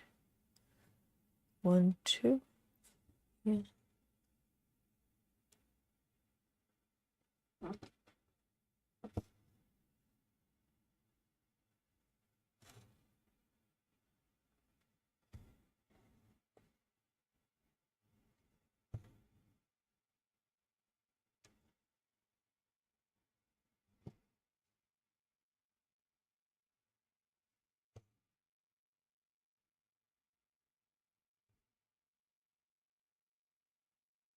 And this piece really reminds me of the period during lockdown. I was just putting my head down, stitching away.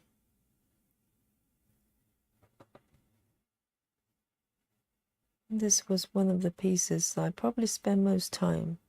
This piece and the cupcake, not a cupcake, cake shop, both from Amy Stewart. And I think at times like that, you know, you literally have no idea what's going on. Pieces like this is just so grounding and comforting. You know, what's more grounding than a bakery shop and a cake shop? I don't know whether it's a shop. It's a shop. It's a bakery kitchen. Well, I suppose bakery by default. It's a shop. Doesn't matter. But there's something so earthy and grounding about it.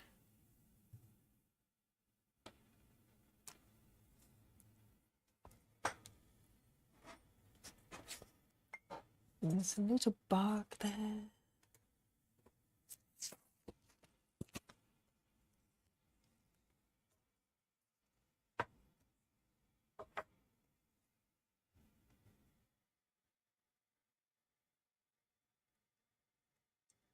Jacqueline says dark as black, yes. Are you referring to... Oh, Jacqueline, sorry, I missed the message above. Jacqueline says, hi, I've got new start today. Wow. Autumn Heart by Simone Bauman from Netherlands. Her charts got into Pattern Keeper like magic. Love that. Wow, it's called Autumn Heart. Okay, I'll have a Google.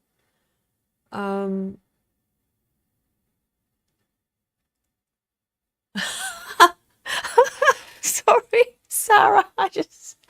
Sarah says, I just dropped my scissors and they're nowhere to be found, just disappeared into thin air. I love that. I love that. Things sometimes just disappear. I have stuff like that. I have, oh my God, so many items. One moment they're somewhere in a house and they're definitely not going anywhere. And then you just can't find them ever. Oh, that made me laugh. Oh, wow. Jacqueline, I'll Google the piece you're stitching a bit. I'm very curious. So it's an artist from Netherlands. But Sarah, the moment you don't try to find it, it would reappear. That's the law of the universe. So follow the law. Don't fight it. The more you try to find it, the more they're hidden. That's just the way it is. Oh my God, so many things. They're just mystery. Too. Oh dear, that's so funny. I hope you have a spare pair of scissors. Otherwise, it would be quite a nuisance.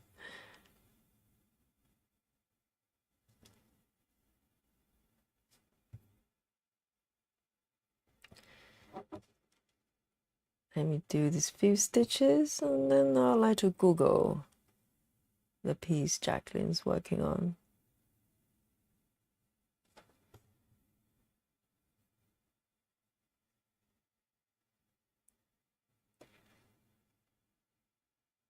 I remember I actually, maybe just over a year ago, I had this t-shirt. It's one of my favorite t-shirts. It's got David Bowie in the front of his face. I think maybe Starman or something.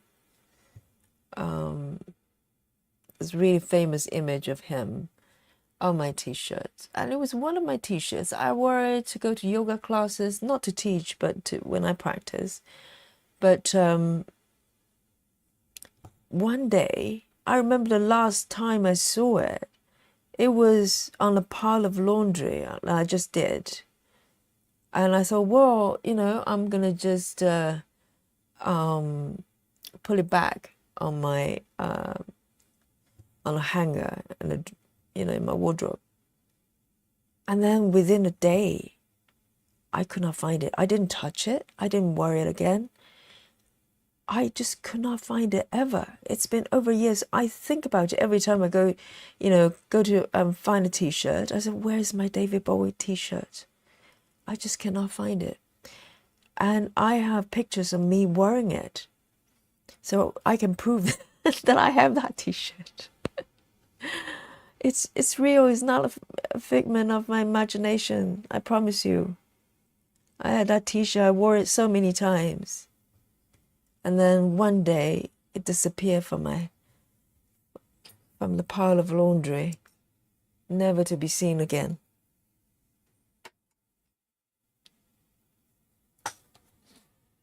Ziggy Stardust. Yes, that's it, Roxy. Oh, you're in the know. Yes, Ziggy Stardust. And you know the face paint that he's got. And it's such a cool t-shirt. It's dark grey with his face on top of it. And oh man, I miss that t-shirt. I can never find it again. The same one. Sandy says, I lost my kitchen scissors about 2 weeks ago. It doesn't sound good, Sarah. It's been 2 weeks for Sandy. I lost my kitchen scissors about 2 weeks ago and found them today. Down back of the settees. My lazy grandson. Right, so that explained the mystery. Yes, the gaps between sofa cushions. Apparently, you can find all sorts of things, all sorts of treasure. Money, pen, no scissors. Right, so Sarah, there's hope. There's hope. Give it 2 weeks, okay? And look into your sofa. Maybe that's not where you're sitting now, but I'm sure the scissors will find their way and travel down to your sofa between the cushions. So find it, bring it home. 727. 727.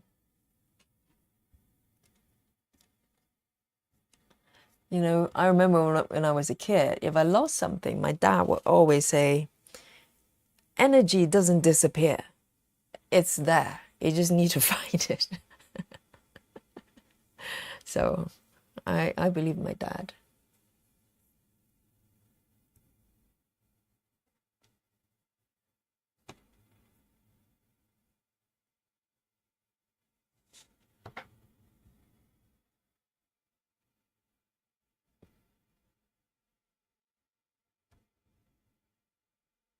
And I'm sure if you stitch, you probably have countless occasions that you just drop your needles on the floor and you just can't find it. You can see it going down, and you follow the direction and you just can't find it. You can't find it. And then it appears somewhere else, like a different corner of the room. It's sounding like a ghost story now. The paranormal needle situation.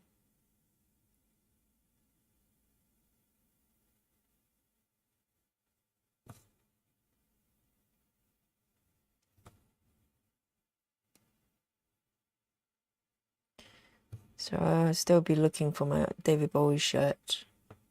Maybe it'll come back to me at some point.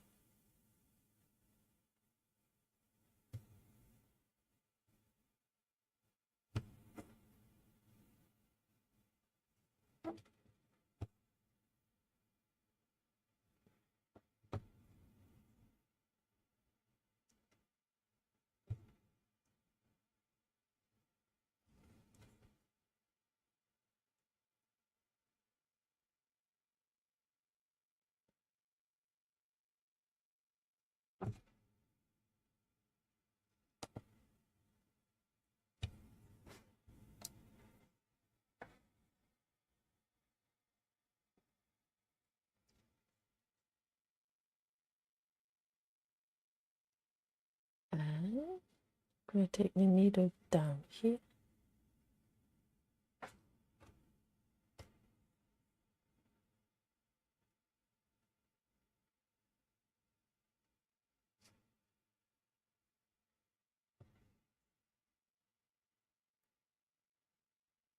And sometimes you're even more curious. You try to find something, you can't find it.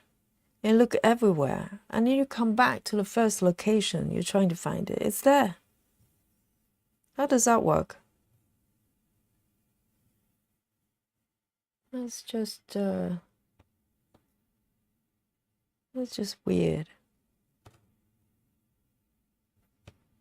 It's always been there, you just can't see it.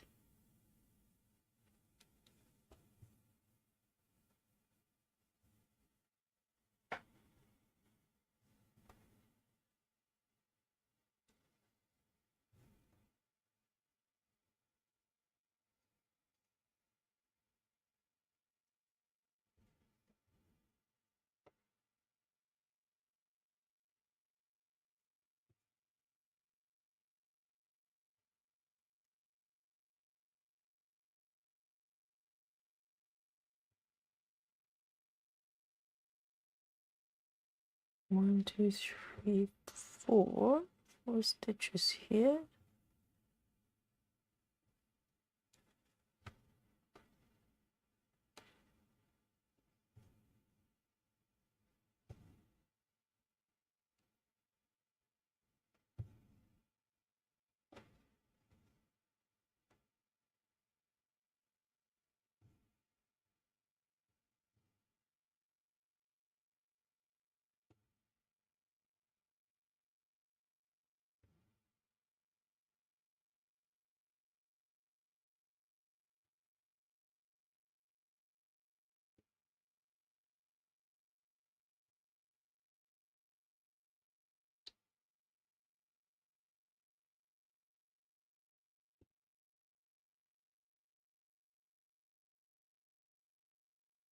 Two more down here.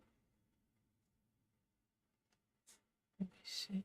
1, 2, 3, 4. 1, 2, 3, 4.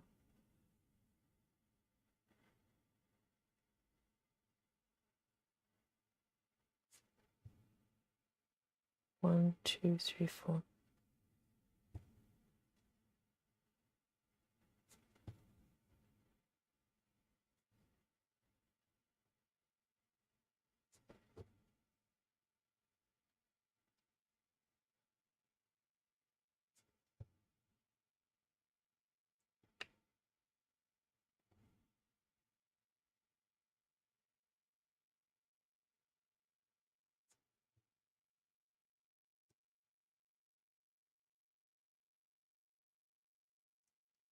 few more stitches down here. I do them, might as well.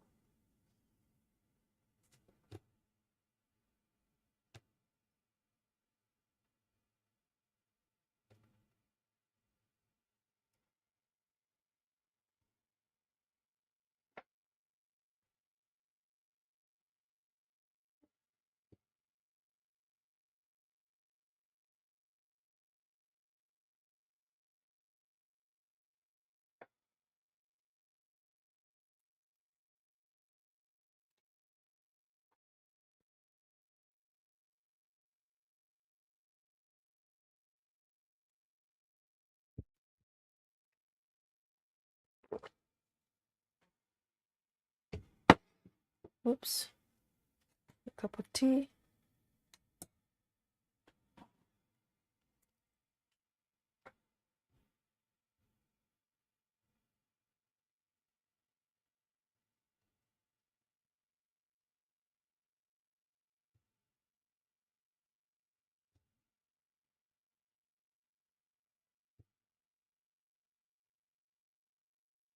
Hello, Dolly. Oh, Dolly, my cat, is here. Hello, babe. Have you just come back from the patio?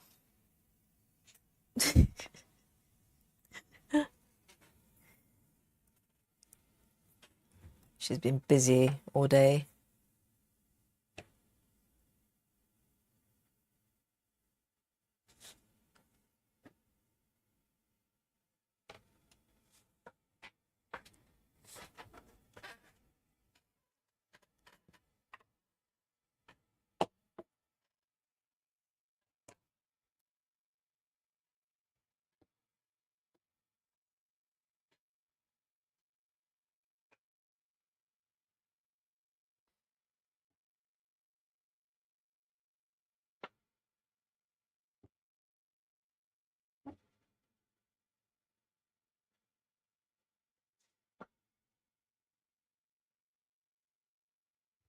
Oops.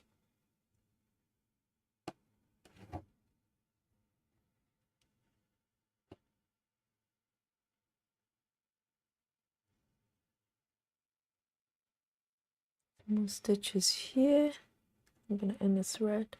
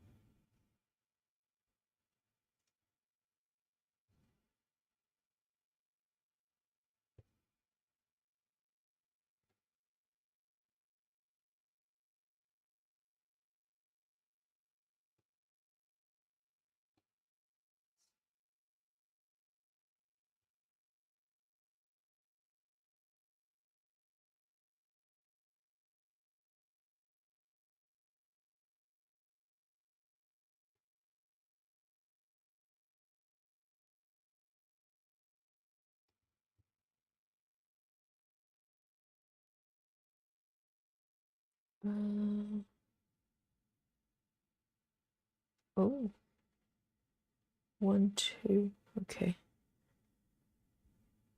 Think 1, 2. I think I missed a few stitches here. I might remove the stitches because it's not hard to do. I think I missed one row, so everything else below is not correct.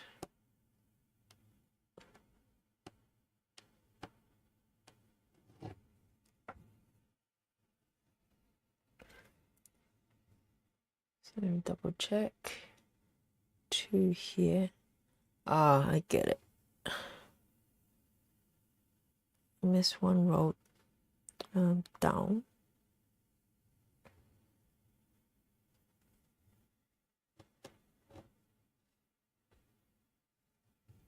So normally if there are other surrounding stitches, then I just leave them there and just stitch over. but these are nice and open, so I don't mind frogging.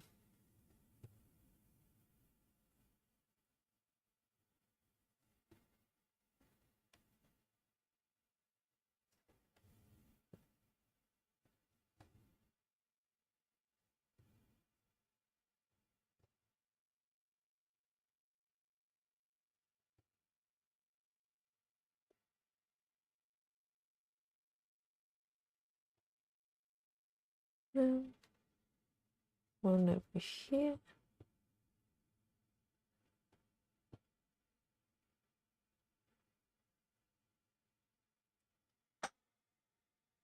Oh, sorry, you found them.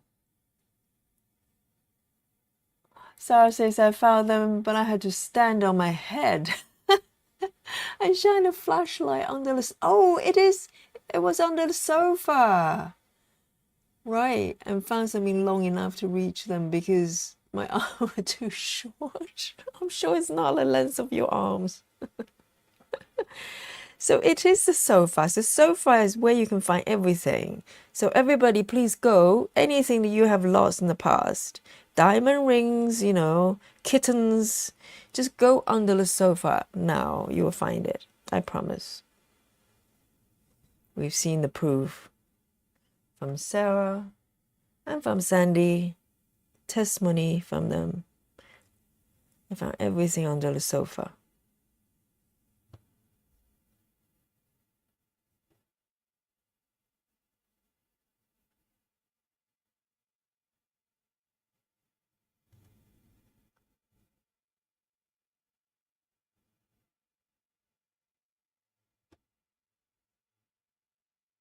One more, two more.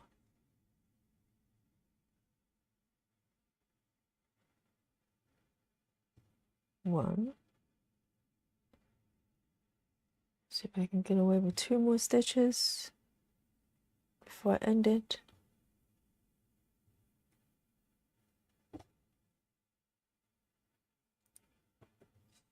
I'm going to go to look under my sofa in the bed. See if I can find my David Bowie t-shirt.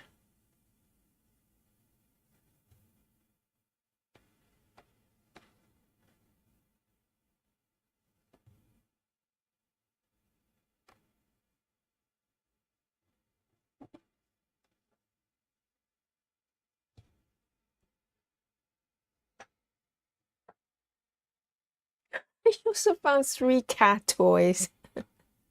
Wow, what a bonus. I know, I probably have cat toys under my sofa as well. That's where they go when you have cats.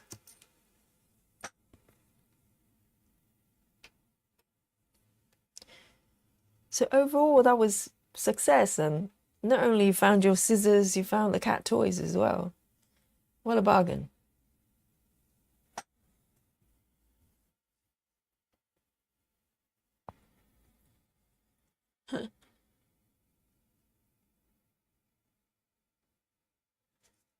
I think I might move forward over here. I'm actually over. Wow. I'm really surprised by how many stitches I've done. That's very nice. I'll reveal the number at the end of the session. Prepare to be shocked.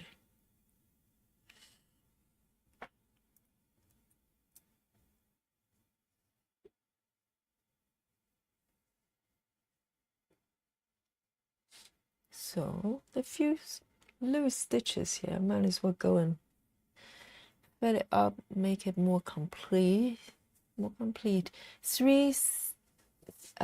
3 8 7 3 8.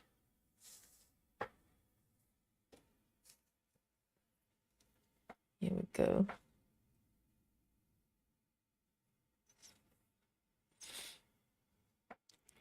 One.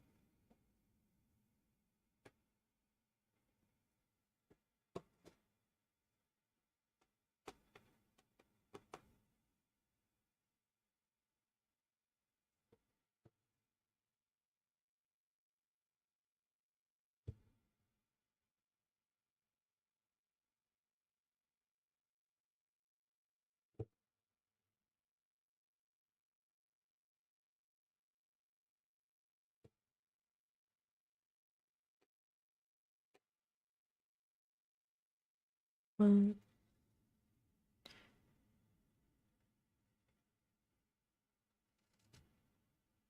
2.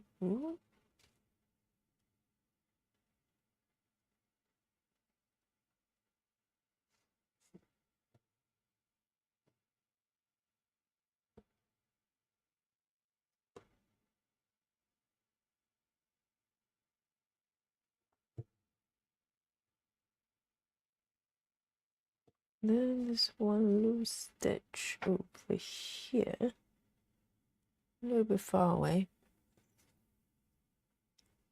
Just one stitch.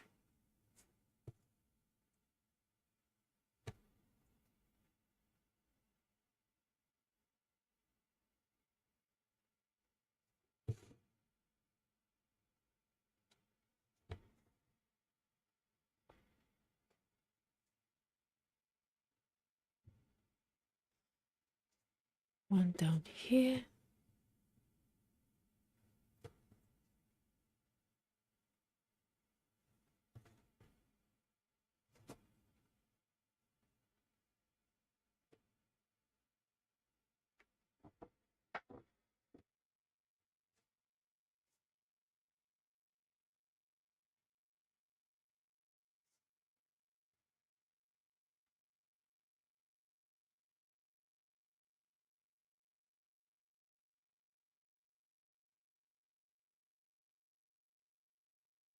So 1, 2, 3.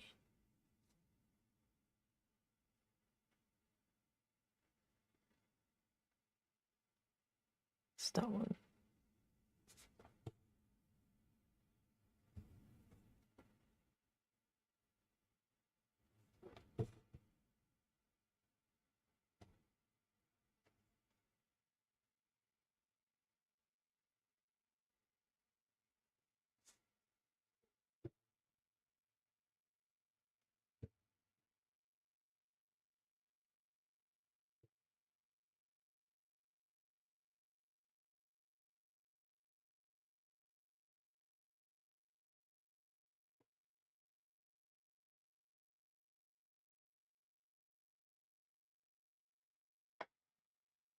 Oh yeah, I was about to Google that piece. I would like to know what Jacqueline is working on. Let's have a look. So it's called Autumn Heart.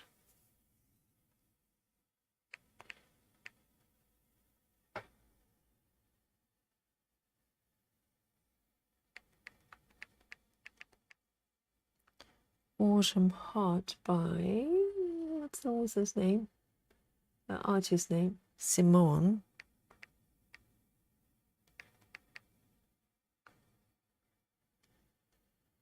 Simone Bowman.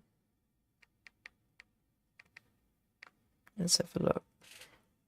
Huh. Okay. Is it a heart shape? Let's have a look. Let me show you.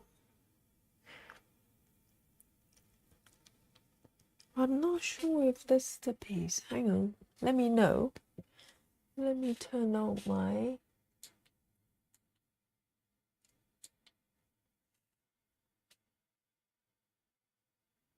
Let me turn on my thing. Autofocus. So Jacqueline, if you're still watching, let me know if this is the piece. It doesn't look like a cross-stitching piece. It says Simone Bowman art. So, and I don't think that's the one. It does say the oops, hang on. Ask me to, yes. It is a cross-stitching pattern, so it's got to be this one. Ah, okay. So it's partially, it's not full coverage, partially covered-ish. Very nice. If this is the piece. And I can see that it's quite challenging because the color palette is very similar throughout. right? If you look at it one more time, it's a lot of yellow and brown, a little bit of orange. So your eyes could get a little bit fatigued, I presume.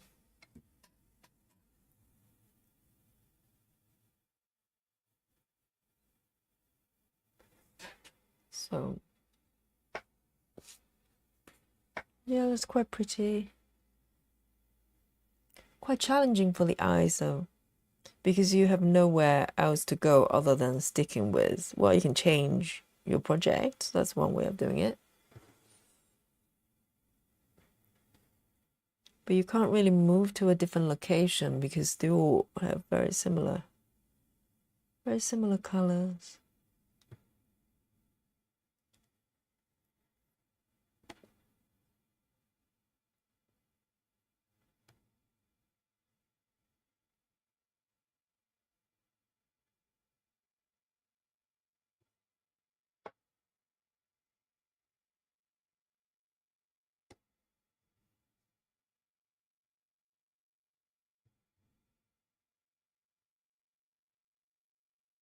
One more here. And I'm going to end this color.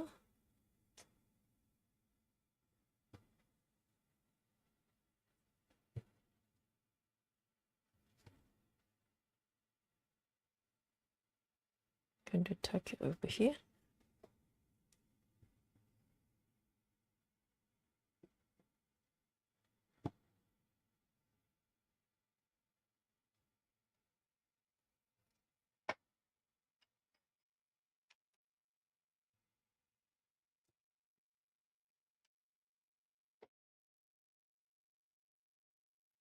Seven, 3, 8, back on the board.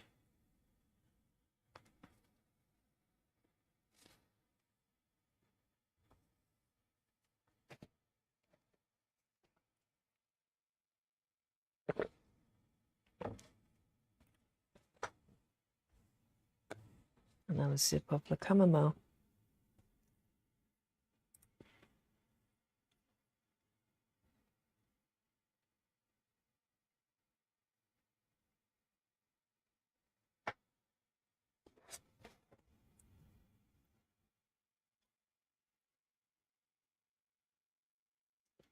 Let's have a look. So pretty.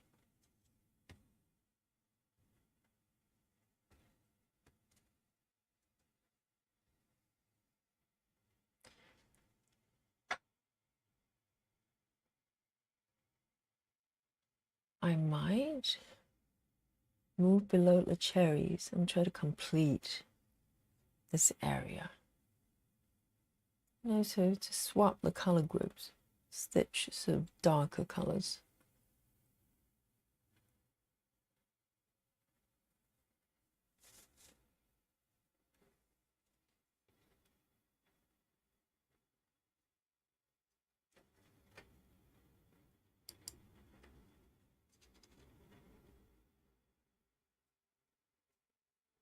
Seven, 3, 8.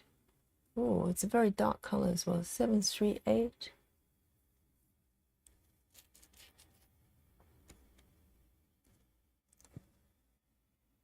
Oh no, it's not. That's interesting. No. 3. Oh no, it's 310. What am I doing? About to highlight the color. It's 310. So I was wondering why it looks different from the app.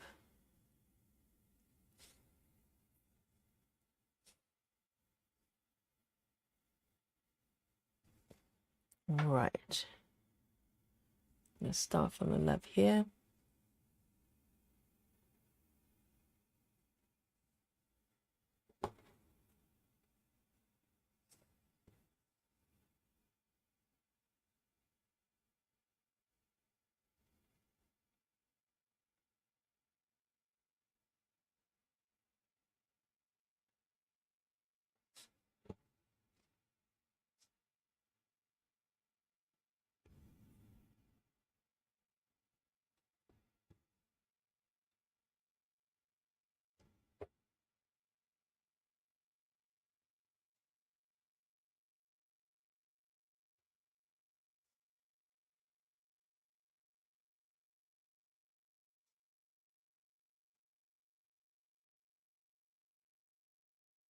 Hi, Jennifer.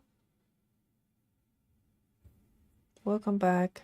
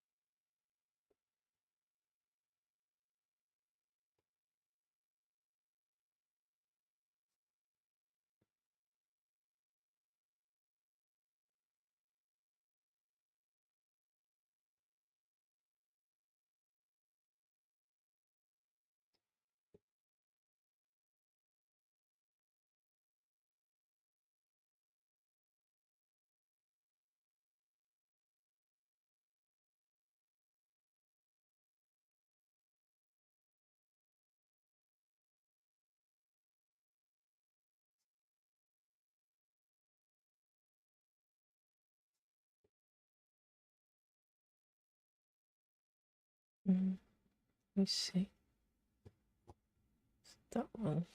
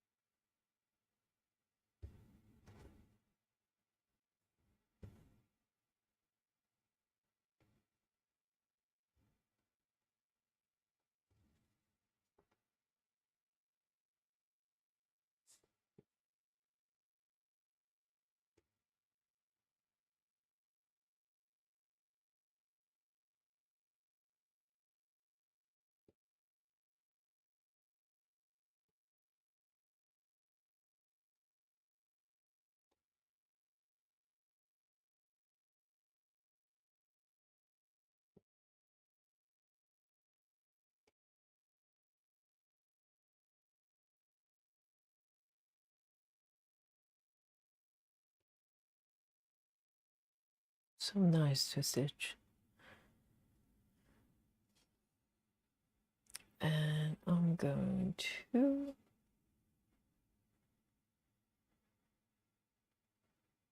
one over there. I'm going to take the thread upwards.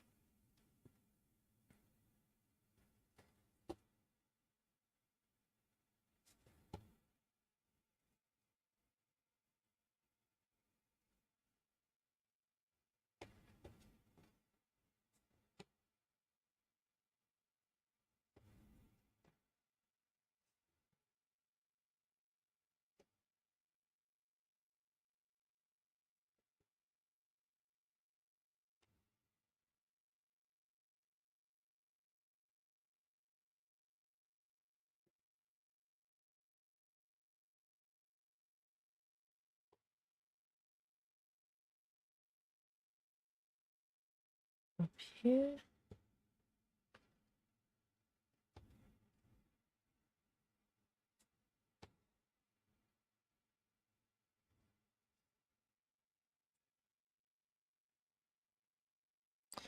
And we start from the top row here.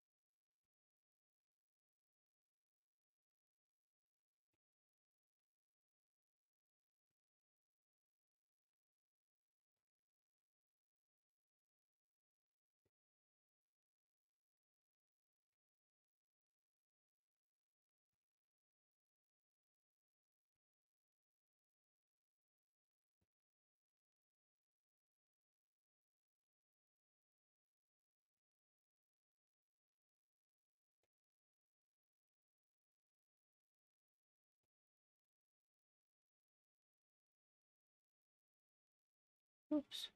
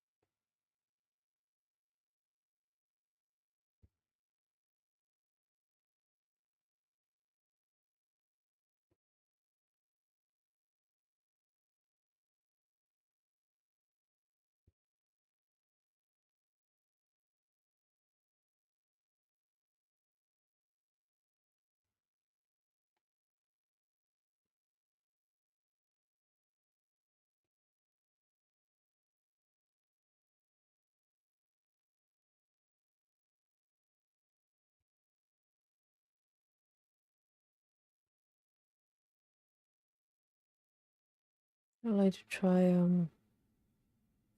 28 count at some point. Takes a little of courage.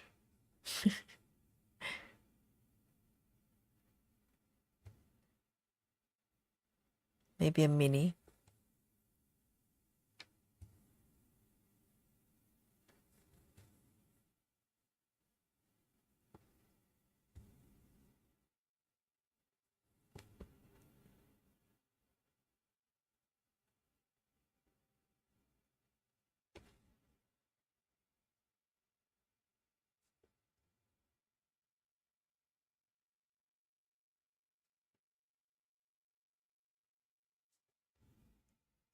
It's getting quite short now.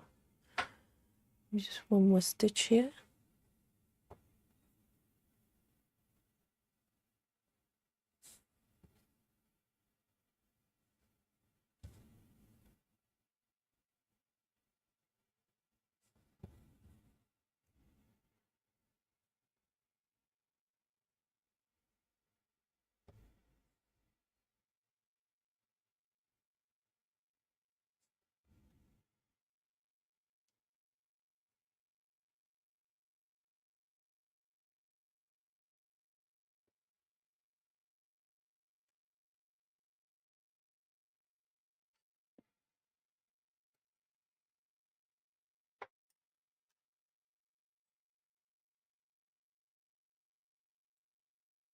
I'm gonna keep this color going a little bit more. 310.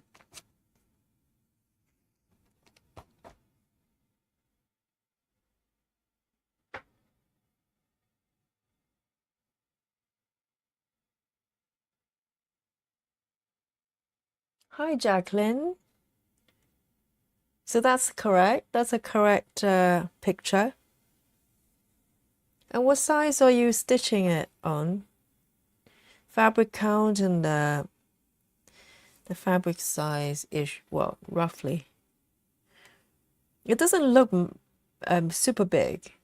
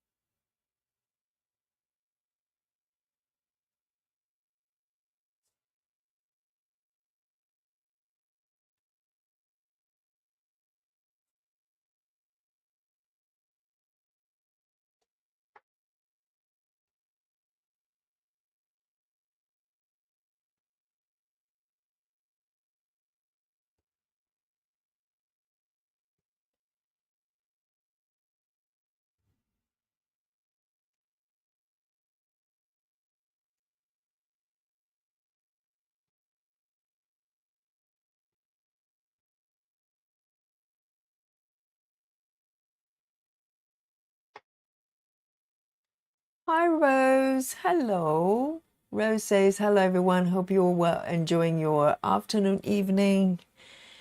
Yes, how are you, Rose? I'm glad you can join us today.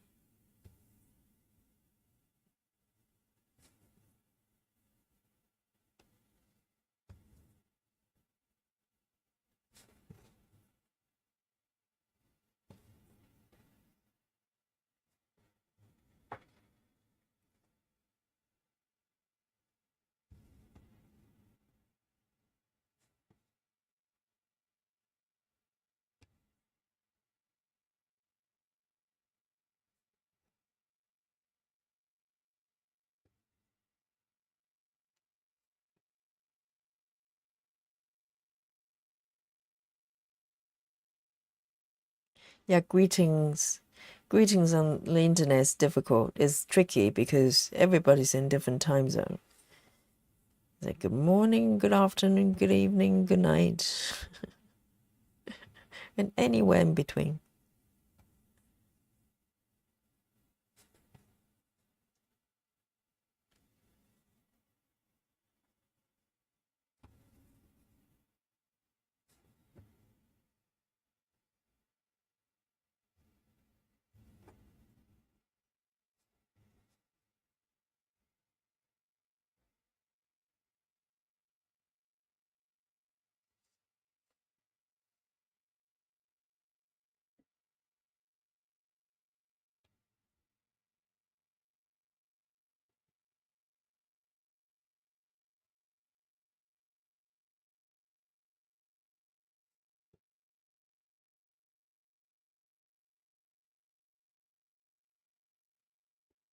It's quite nice to have a patch of the same color. You can just keep going.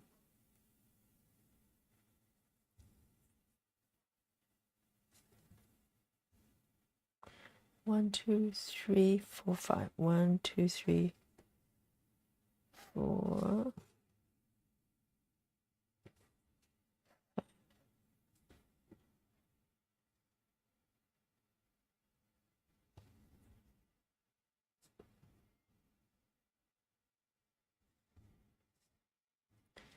And skip 1.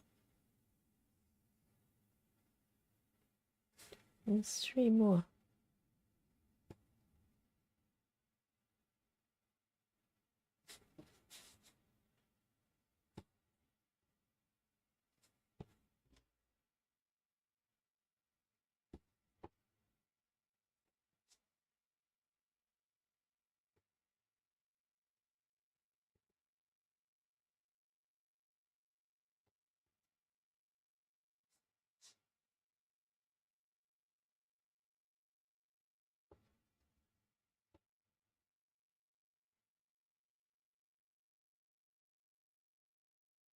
One, two, three, 4.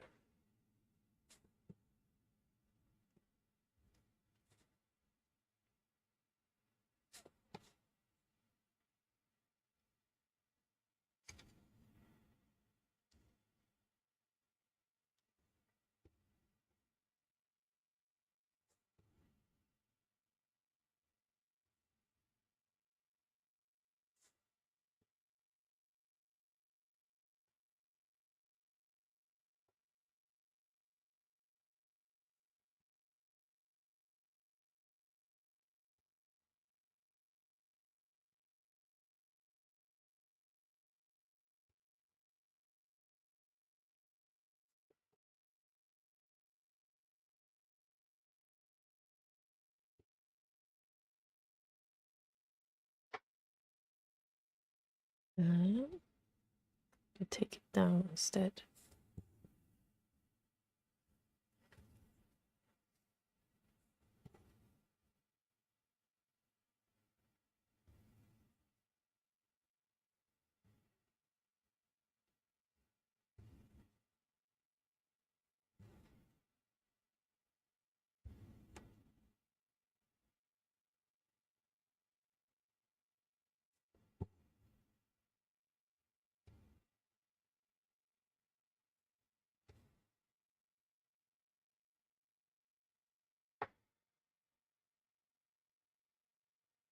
Ability crafting. New here. That's beautiful. Thank you so much. Welcome. Welcome. Are you stitching right now? If you are, let me know what you're stitching. What you're working on. I'd love to know what you're working on. Oh, I've got a little moth flying here. Trying to join the party.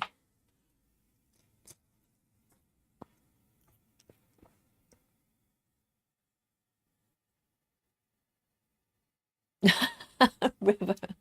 Exactly. You might find your lost kittens. You never know.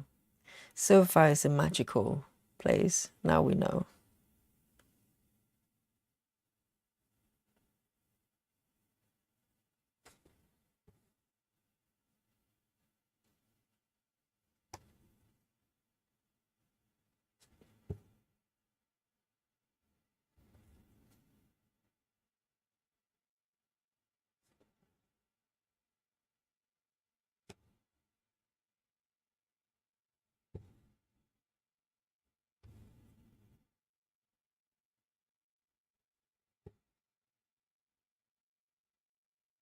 And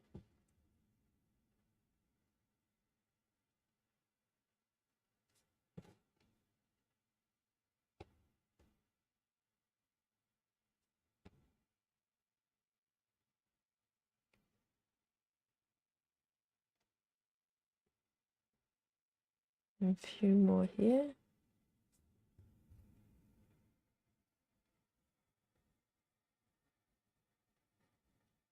Oh, ability crafting is crocheting. Wow, that's new to us.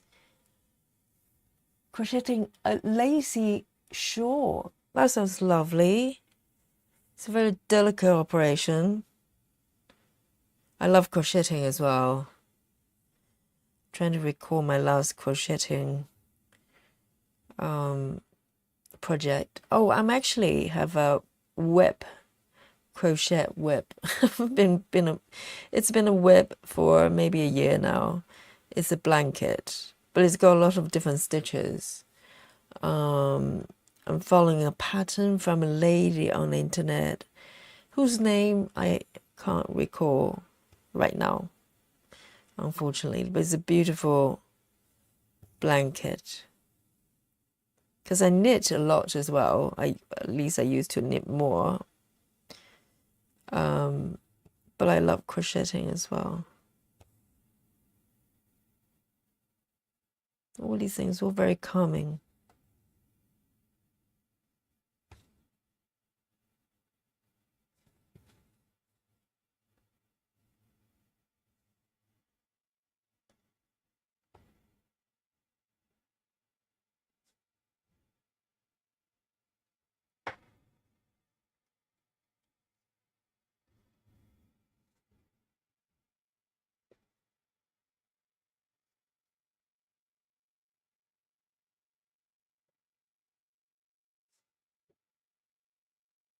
Just move these stitches upwards.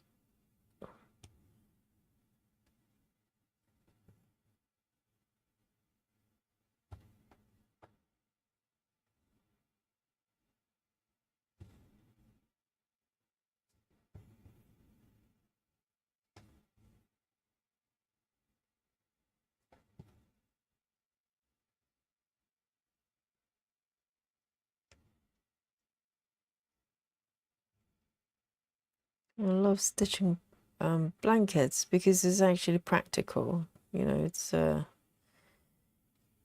could use it a lot. We live in somewhere like London. It does get cold. I know some countries it's warm throughout the year.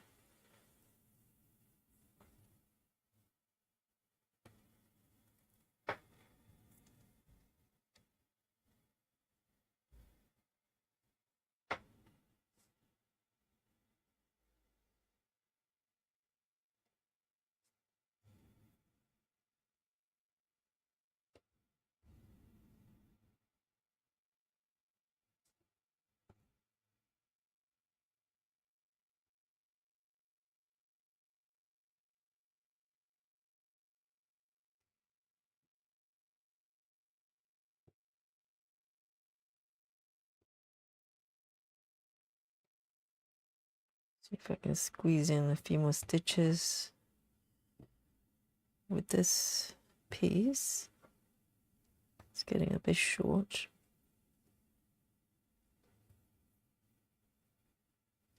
The great thing about stitching dark colors, it's even if you have a couple of stitches that look, you know, maybe not perfect, you can't see it. It's all blended in. In fact, I'm going to end it. It's getting very short.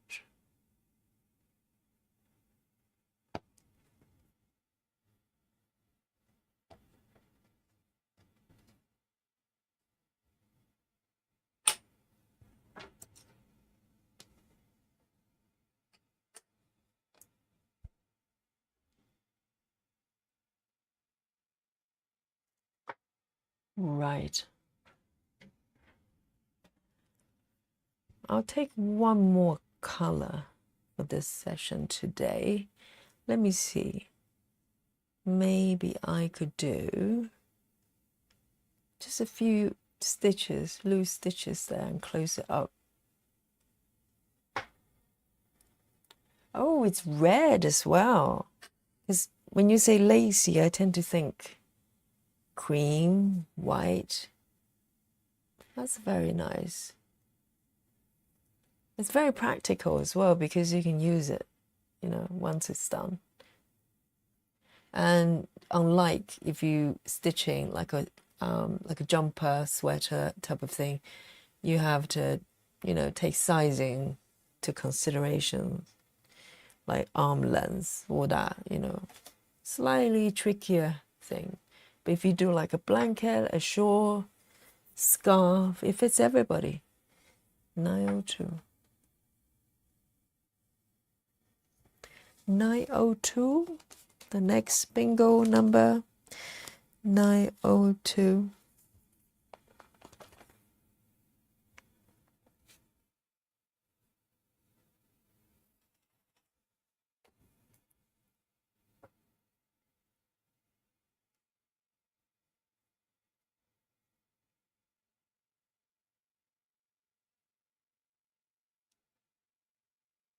So once I finish this color, I'll show you how many stitches I've done today. Ooh, you'll be surprised. You'll be surprised. You might need to hold on your chair just in case you fall over. That's my warning to you.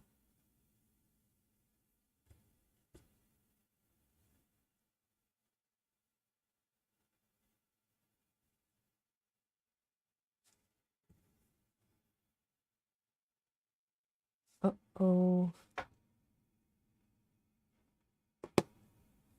Snagged.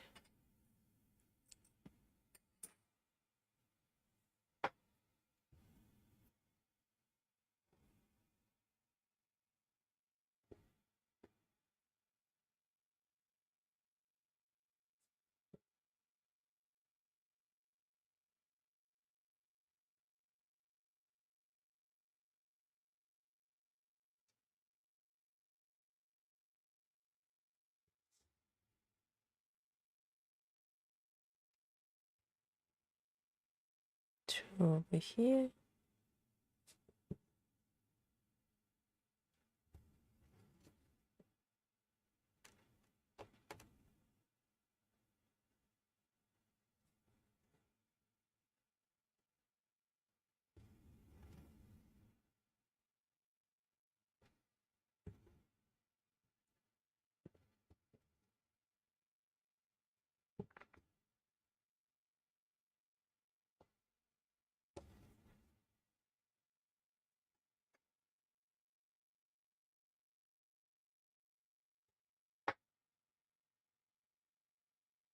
Jacqueline says 16 count Ada. Rustical. Is that the color of your Ada? 16 count, that's nice. Yeah, it's quite suitable for that piece, I can imagine. Because some people think that the more stitches, the better in terms of fabric count. But sometimes I really enjoy looking at like actual stitches, and you can't really see it once you go up to sort of 20 onwards. That's why I enjoy 14 counts as well. And anywhere in between 14 to whatever counts, 25.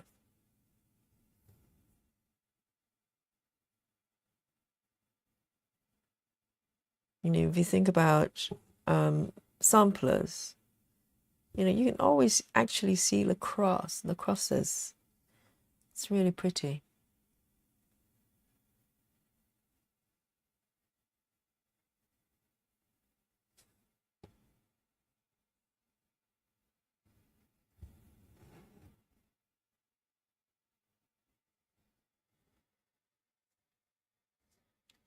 So that's 19,000. Oh, I'm terrible with numbers. But I presume it's not sort of super big. 19,000 Yes.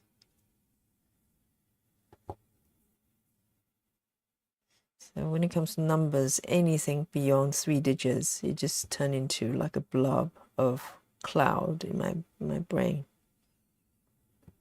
I just go la la la la la. It stops having meanings.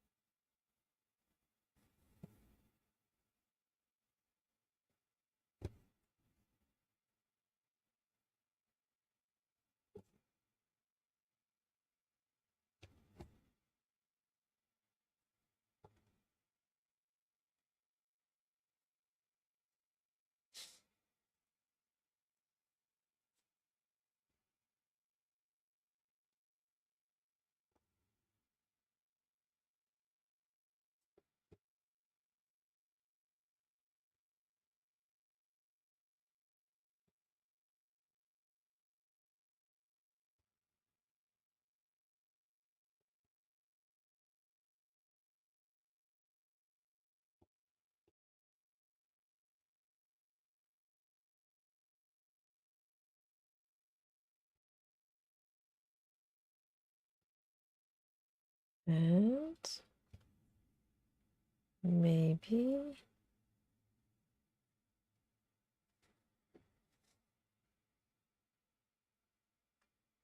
I'm gonna make the next stitch the last one today.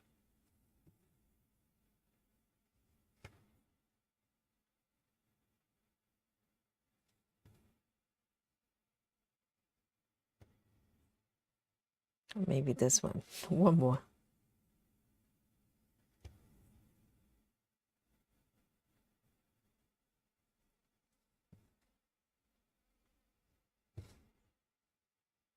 Right. And that's right here.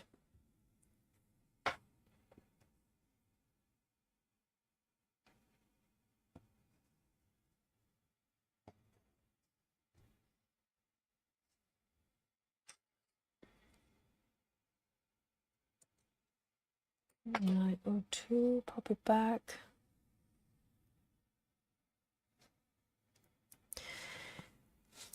Beautiful. So let me zoom out a little bit.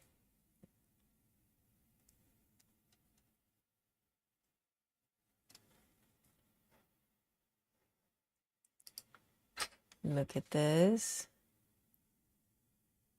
So today I was working on mostly, let me zoom in a little bit more, around this area and fill in this little cherry jam area, and also work on the space below the cherries here.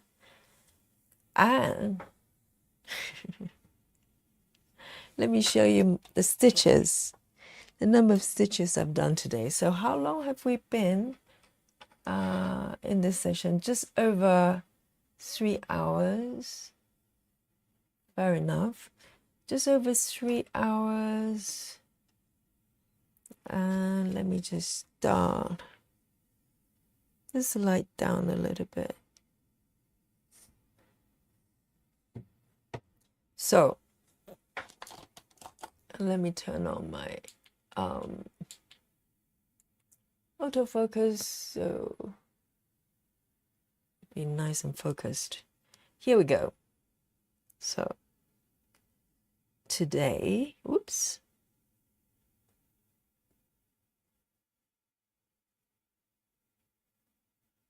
So overall,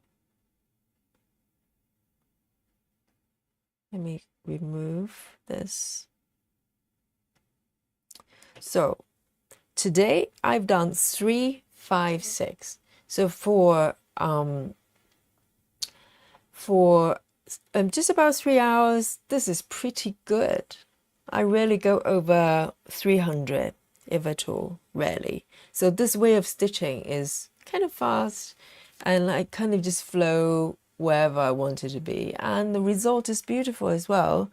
And in terms of overall progress, 9.22. Not too shabby, not too shabby. And so, as I said, this piece is probably one of the, well, maybe the most advanced piece as far as the width goes. I've got 2 more pages to go and a little bit. I'll reach the other end of the project. Hasn't happened yet, so don't hold your breath. But, you know, it's possible. So let me just zoom out here. So I'll keep working on all the webs I've got, maybe dig out some of them collecting dust. And it's so much fun because this one, I hadn't worked on it since probably sometime last year. And so I'm happy to bring it back to my cycle of active webs here. So I'm having great fun stitching it, and I hope you're having fun as well. Sarah, thank you. Sarah says it looks yummy. It is. It's absolutely delicious. And so let me just bring it out here. So I'll keep working on tomorrow. I have no idea which one I'm gonna be working on, so it will be a surprise for me and to you, to both of us. And so thank you for your company today. I'm having so much fun. And those of you who have been watching and maybe stitching along as well, I hope you enjoy this session. And if you're watching the playback, I hope you enjoyed it too. So from here, what's the time over here? It's 11:44 in London.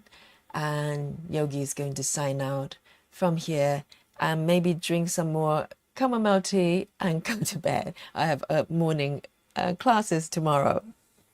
So thank you for your company, and wherever you are, good morning, good afternoon, and definitely good night from here in London. 99. Night night, everyone. Have a great rest of your day.